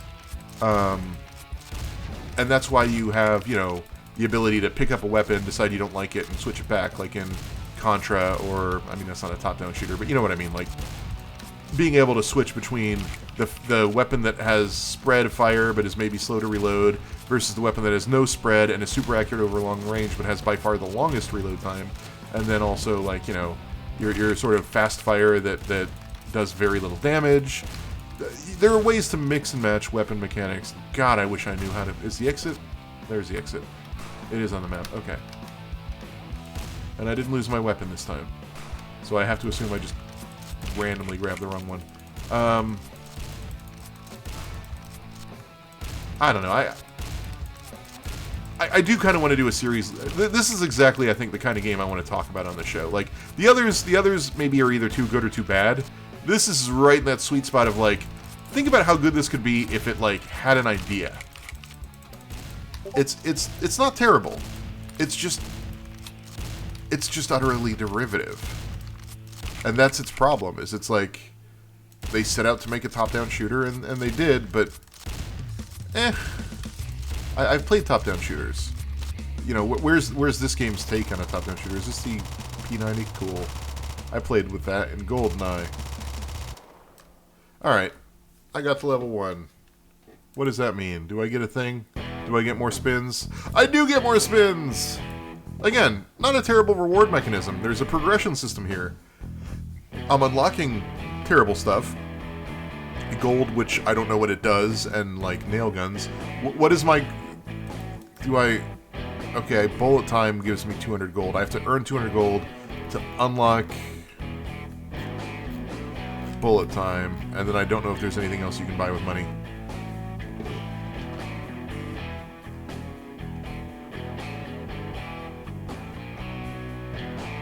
Alright, I think I'm done with bad games for the night, but this is sort of a preview of kind of what the sort of stuff I want to look at if I do this series, and it wouldn't be these games again. I'd roll the random number generator again and come up with completely new sets of games, but this is sort of roughly in line with the kind of stuff I want to look at, and maybe, like, mix in my actual real-time reaction with, because some of this stuff was hilarious, like discovering that the color ball game has nothing but Christmas music is kind of adorable, and I kind of want to be able to capture my real-time reaction to that sort of thing, while also interspersing it with a more scripted response that is, you know, trying to argue in favor of some of these things, and I don't know how much I could do in favor of the ball game, but Rogue and Roll, or certainly the other two games that actually had some cool ideas if badly implemented.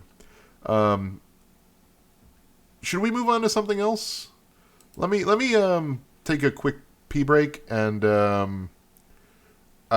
see if there's something else we can play real quick. I'll be back in like 2 minutes.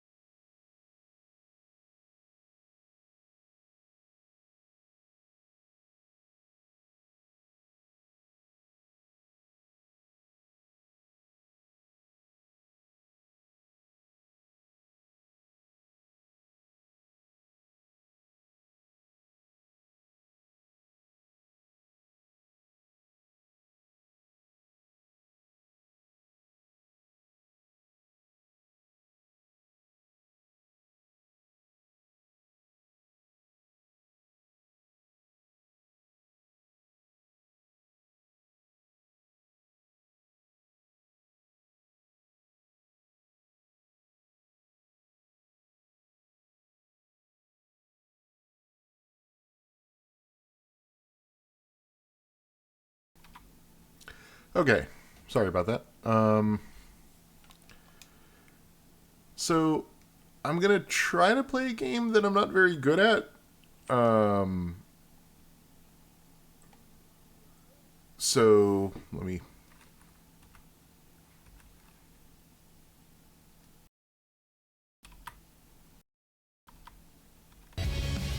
So this is a game that's basically a 2D beat 'em up.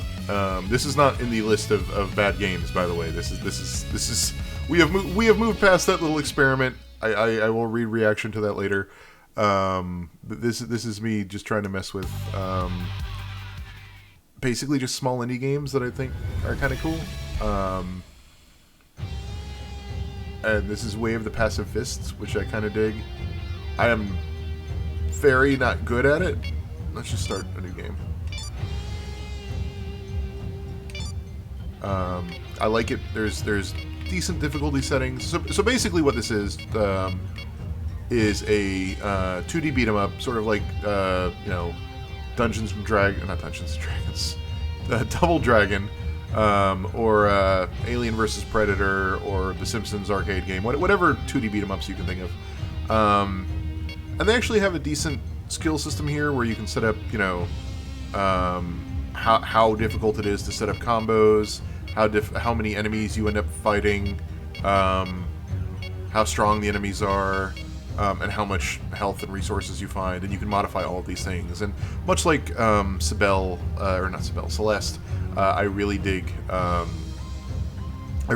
the variety of difficulty settings. I'm just gonna go with the default because I'm lazy.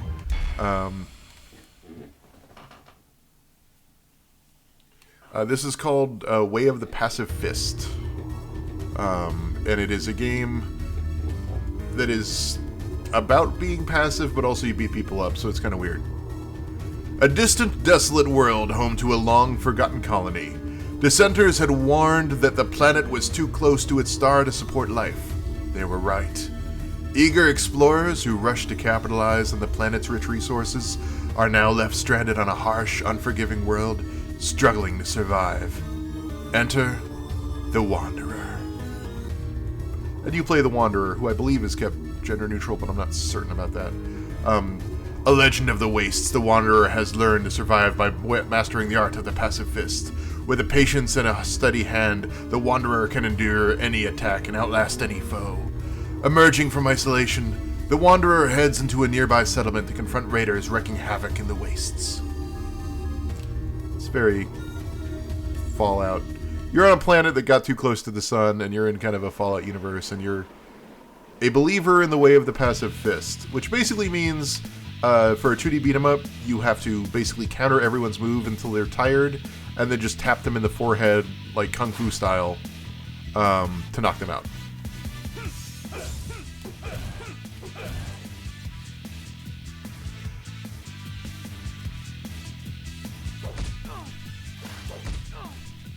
And you can also push them away.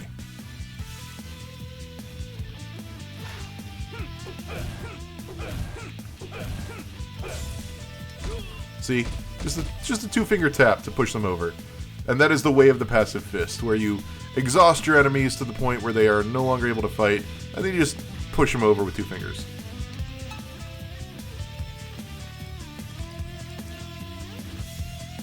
One of the things I like about this game is that it adheres pretty strongly to its pixel aesthetic. A lot of games cheat. This game feels pretty set about its pixel resolution. It doesn't look very much like it like has some things at one resolution and some things at another. I mistimed that. That's the one thing I don't like so much about this game. Crap. You really have to get the timing down. Like when the flash happens is really when you got to do it. I'm just too eager.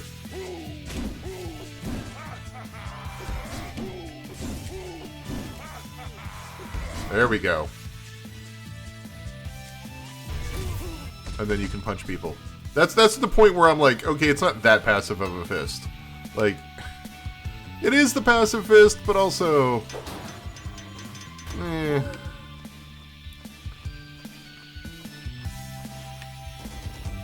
Scene 1, start. So that was all the tutorial, so it's more like... Go away. See? It's fun.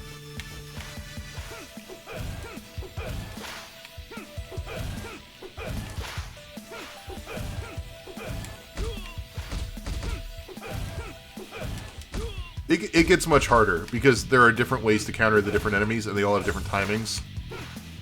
Oops.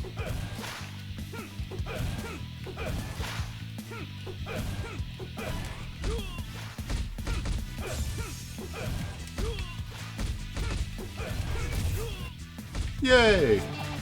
I punched a dude in the face.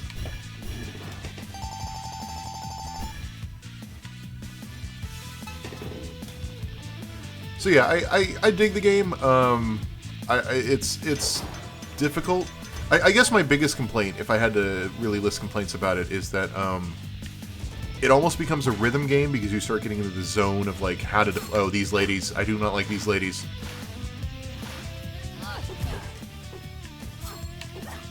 Ow. Ow. They're really hard. The ladies are my least favorite enemy because they're really hard. Because they throw me off.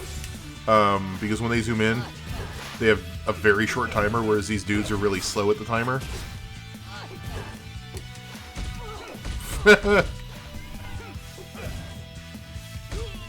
Well, that was weird, but okay, we did it.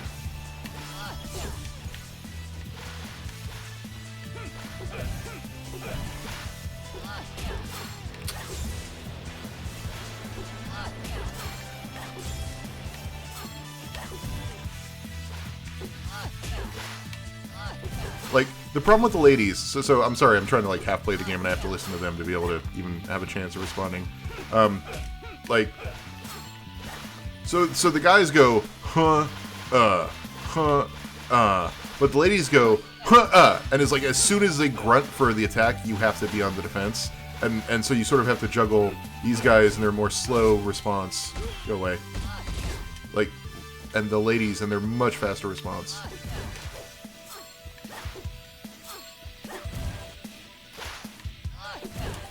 There we go. See? There we go. I can do it. I just... But then it throws off my response to the dudes.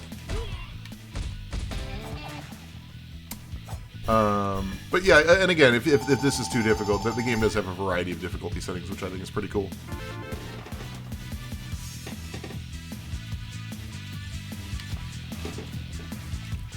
Go faster with A. Medical pack. But yeah, other than that, it basically is a beat 'em up from, you know, your childhood.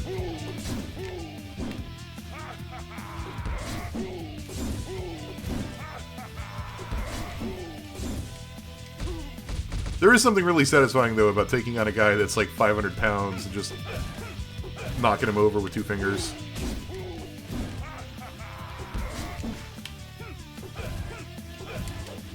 No, there.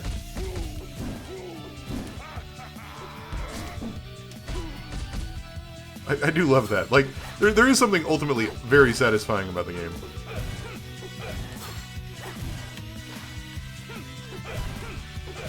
Like, there's a little jank, but I kind of love it all the same.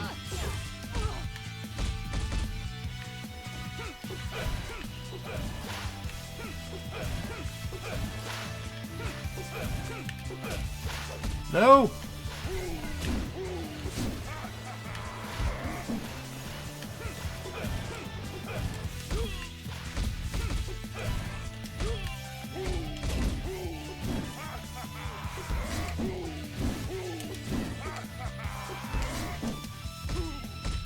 Yeah, I did it.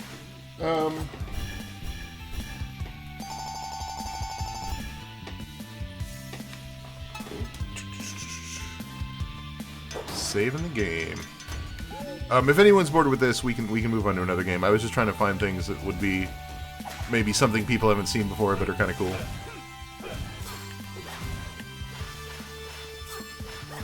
Ow!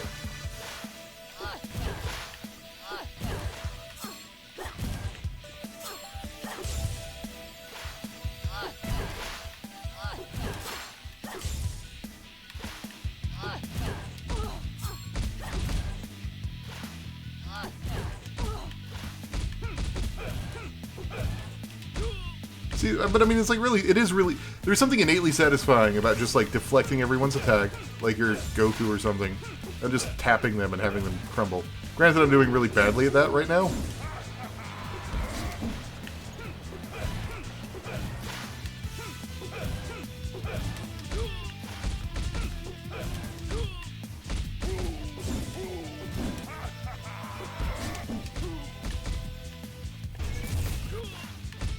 Oh, I don't like the Shredder people.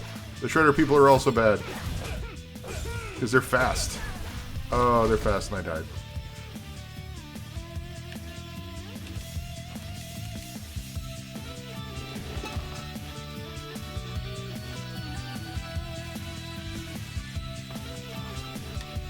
Look, I'm bad at realizing I have the Power Fist. I'm not very good at this game. Turns out I'm actually not very... Oh. He says as he got punched multiple times.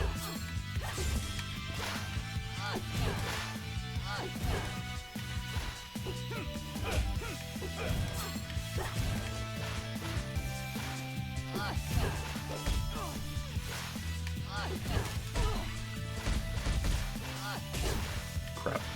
The girls just hit so fast.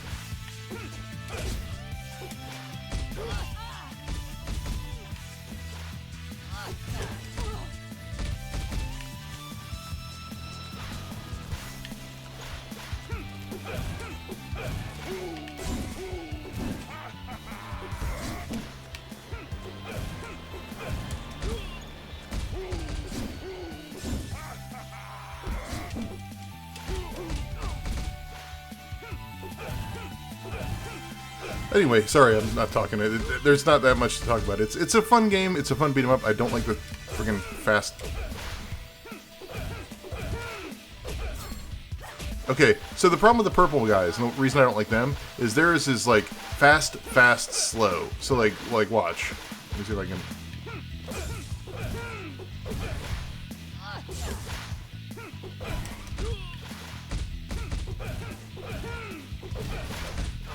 And you really do have to time your responses appropriately.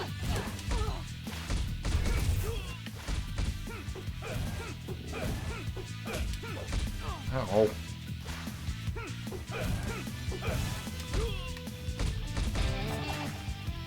Yay, I did the thing. I'm not very good at getting good medals. Yeah, we can move on to something else if anyone is... If we want to move on and see some other cool stuff. Oh, these guys just... Forgot about these guys.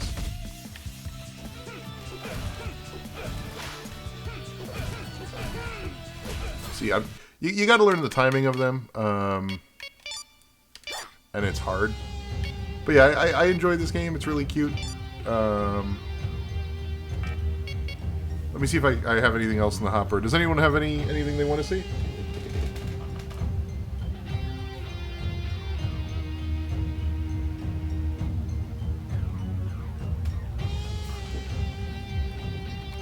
Let me switch out here.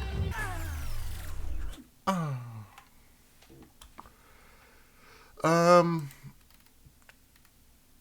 looking at my Steam list and I'm just seeing Pirate Hell and Hypercolor Ball and just sighing, dying quietly inside.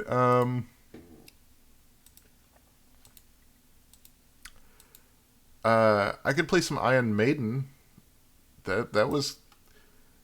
We could talk about Duke Nukem and the Build Engine Legacy and Dopefish Lives. What else do I got installed? I could try to show you what it's like to play...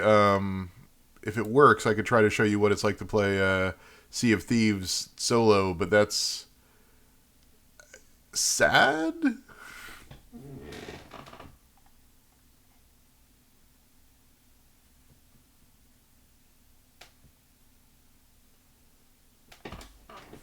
People are saying they wouldn't mind seeing Iron Maiden. All right, Iron Maiden's pretty cool. Let me boot that up.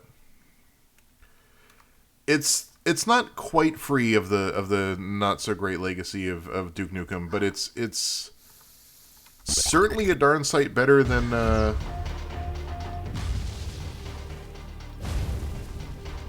It's a darn sight better than what was it? The original version of Bombshell. There are parts of this I'm still confused by, but on the whole, it's okay. Come on. So, first thing you'll notice, WASD controls for a build engine game are a little weird.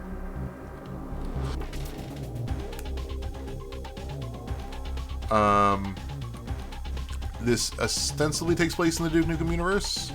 I believe the GDF is the same. Don't quote me on that, because it might be the EDF in Duke Nukem, and they are side parodying themselves, but you know, whatever. Awesome scripted sequence to open where a semi tries to crash into the building and fails. Gotta find another way out. Nothing there. Alright, let's get this gun. My bread and butter.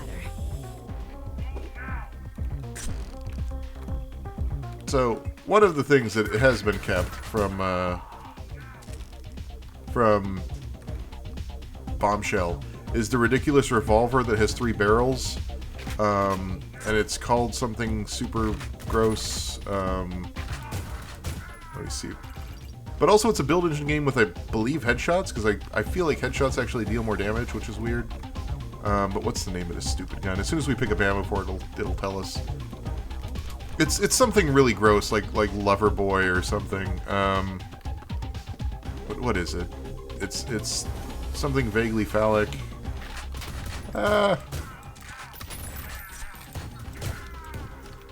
One thing I am surprised by is how many hit scan weapons there are in this game, because you wouldn't expect that. Nice. Yeah, it is literally ammo for Loverboy.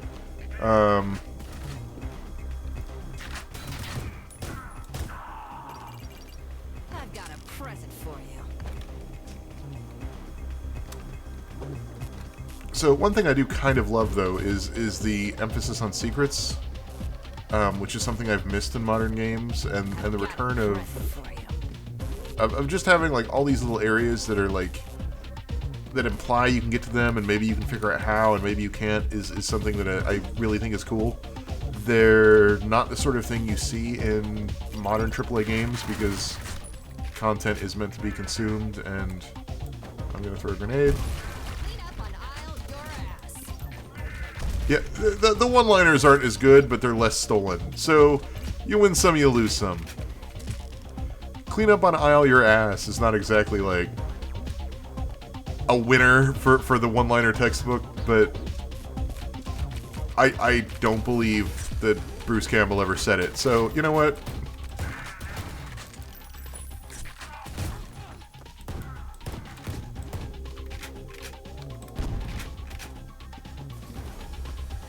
Alright, where's health? I know, good lord, I desperately... You need health! Oh, good lord! Oh, good lord! Oh, good lord! That is bad. Let's find health. I could use a healing. That door is locked. Can I push this chair? Alright, let's... So... The one thing I don't like about the new secret system, I'm not going to be able to push this upstairs, am I? Damn it. So in order to get to some of these secret areas, you need to push chairs. Who's shooting? You need to push chairs, because chairs are the crates of the future. And that window is blown out, so I'm going to...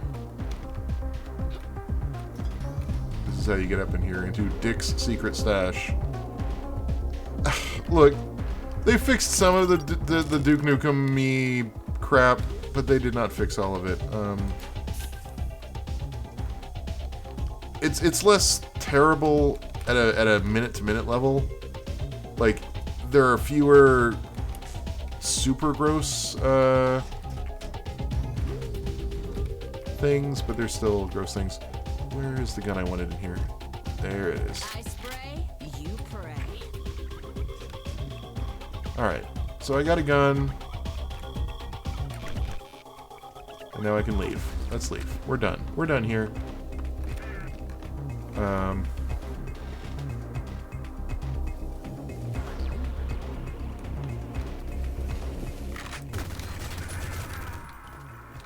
Okay, how do we leave again? That is through... Like, I remember half the secrets, but I don't remember how to leave. It's... I want to say... Not this elevator. There's another elevator. Back this way. Here we go. You can tell the Duke Nukem... I believe it's the same composer. Because it sounds like a Duke Nukem song.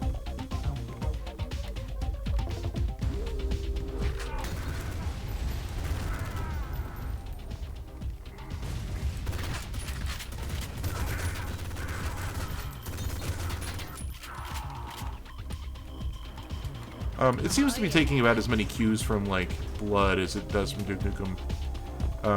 And that's not a bad thing. Like, it plays fine. I do think there's an overemphasis on hit-scan weapons, but, you know, it plays okay.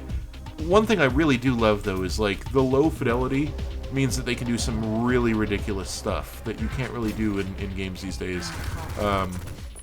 Like, I love this skybox, because it's not a skybox. It is literally just the game level extends that far out to the city. Oh, crap.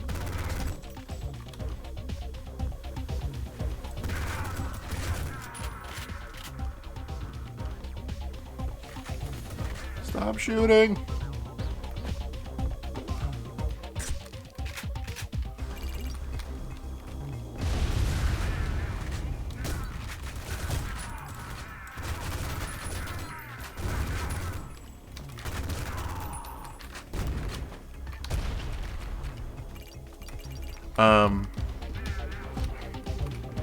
It's an interesting trap that they set for you here, because there's a turret that you have to blow up. It's that turret.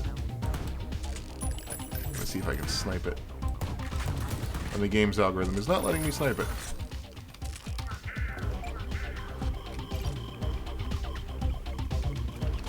Alright. That hurt? Really? That hurt?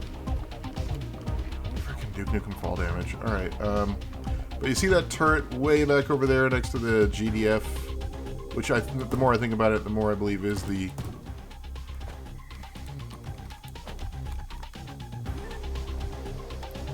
That didn't work. Alright,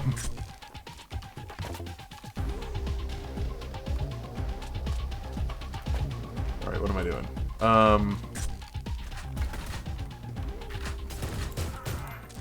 Nope. So, I mean, the addition of headshots makes some of this interesting. The idea that you can't just, you know... Ah! Dodge this. If you want to save ammo, you want to aim for their heads, and that's kind of cool. It's not something you ever had to consider in older Duke games. Dodge this, though. That is definitely a...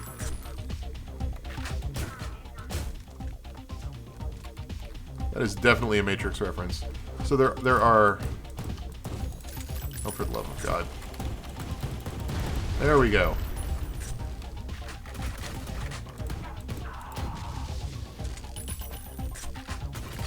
Really? But yeah, they're basically cultists that are... You know what? So here's a cool little set piece. Let me do this.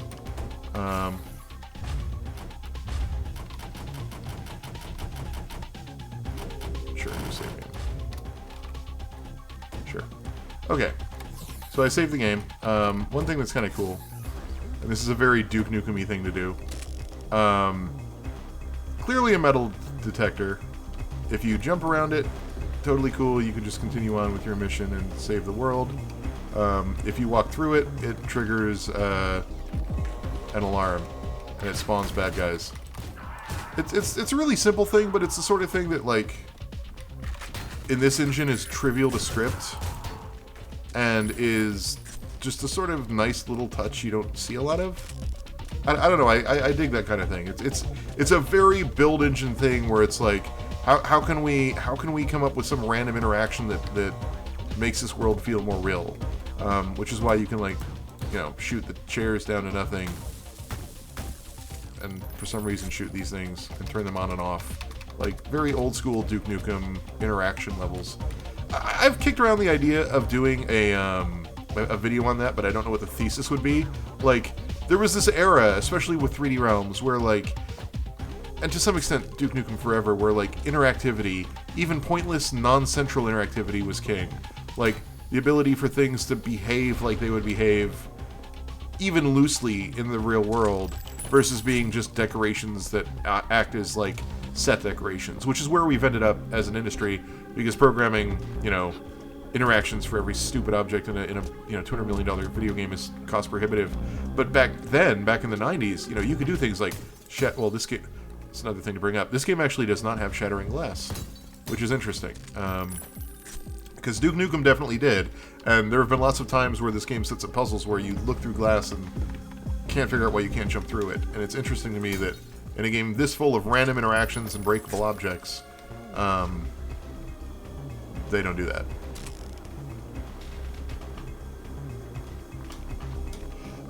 So I'm not seeing a lot of activity in chat. Are we digging this? You want me to move on to something else? I'm actually probably hitting the end of the night because it's like 2 in the morning.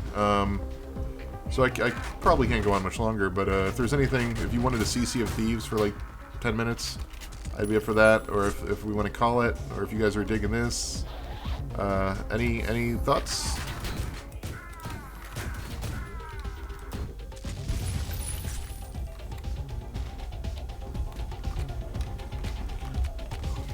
Okay, the head kicking is definitely a reference to Blood more than Duke. Like, that's absolutely just a 100% Blood thing. I love it, but it's... like, the fact that this game is basically what if Blood, but also Duke Nukem, but also, like, I don't know, 30% less terrible because it's 2018, but still not fully not terrible. I don't know, I dig it. It scratches a very specific nostalgia itch for me, even recognizing a lot of its very apparent flaws.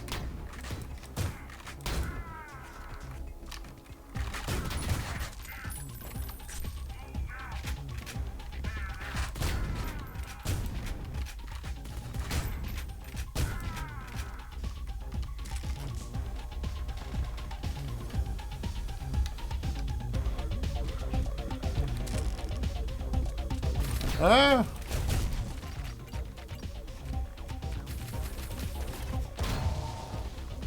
Sorry. Okay, ladders in this game are not the best.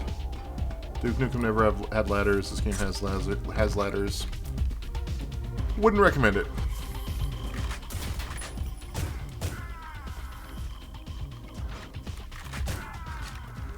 Seriously though, headshots, I'm telling you.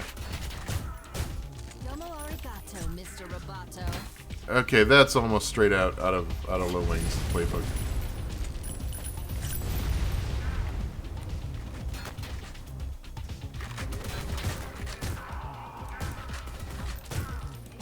The Putin machine.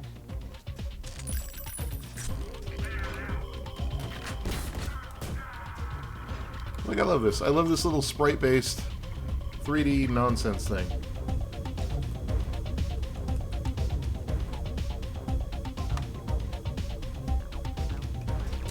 Nice.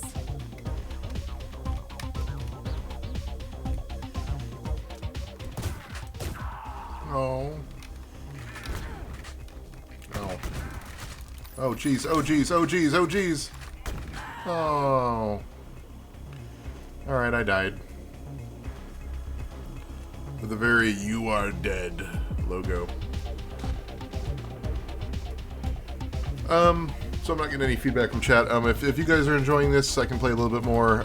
It's basically that. I mean, there's some other cool things. What else do I want to load? There's this cool fight. Not to spoil too much of the little demo thing they built for us, but this is like kind of the end of the demo. It's only 3 levels long, and the game's gonna have like 15 or whatever levels.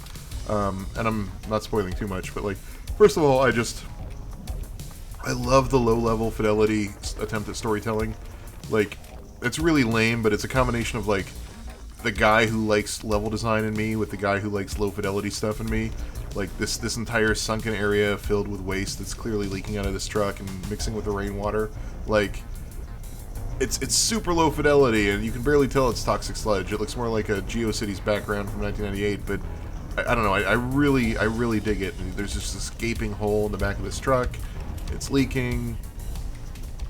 It's not like it's emotional storytelling or even particularly gripping, and it's the sort of thing that people sort of roll their eyes at when you say, you know, environmental storytelling. And it's not storytelling at all. But it's just like, I don't know. It's really cool. Like a sunken car like this, just images you don't expect to see in a game these days, because everything has to look either realistic or fit to a specific tone. Whereas in this game, you never know what you're going to see level to level, and I really kind of dig that. This level comes just after a giant sewer/mine level. You go in the subway for a little bit. There was that space-based city level we were just in, and now you fight basically and I'm gonna kick your shiny metal ass. okay, Bender reference. Yeah, there are references in this game. It's not. I mean, look, it's not as terrible as Duke Nukem, but it's toned down. You know, like. I also am not a big fan of this boss fight because it's kind of a war of attrition, but.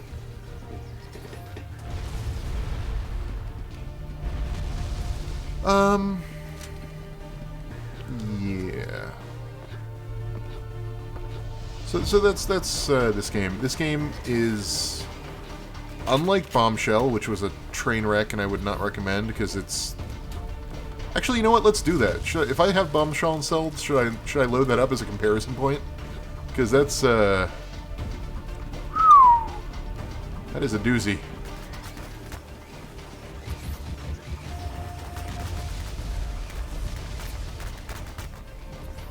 I'm just dodging this thing at this point. All right. Let me see if I have Bombshell installed. If not, we might we might call it there because it's 2:30 in the morning. Let's see what we got.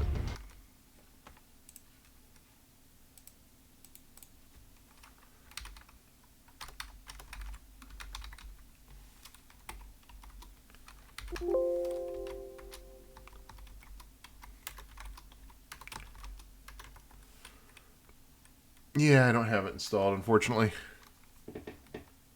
Alright, I think that's maybe going to be it. I've been streaming for entirely too long at this point.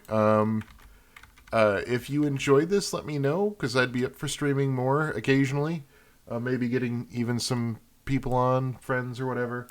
I'm just still learning how to use all the tools and make it switch stuff and sound okay, so if this was fun or remotely interesting at all, let me know on Twitter or Discord or whatever.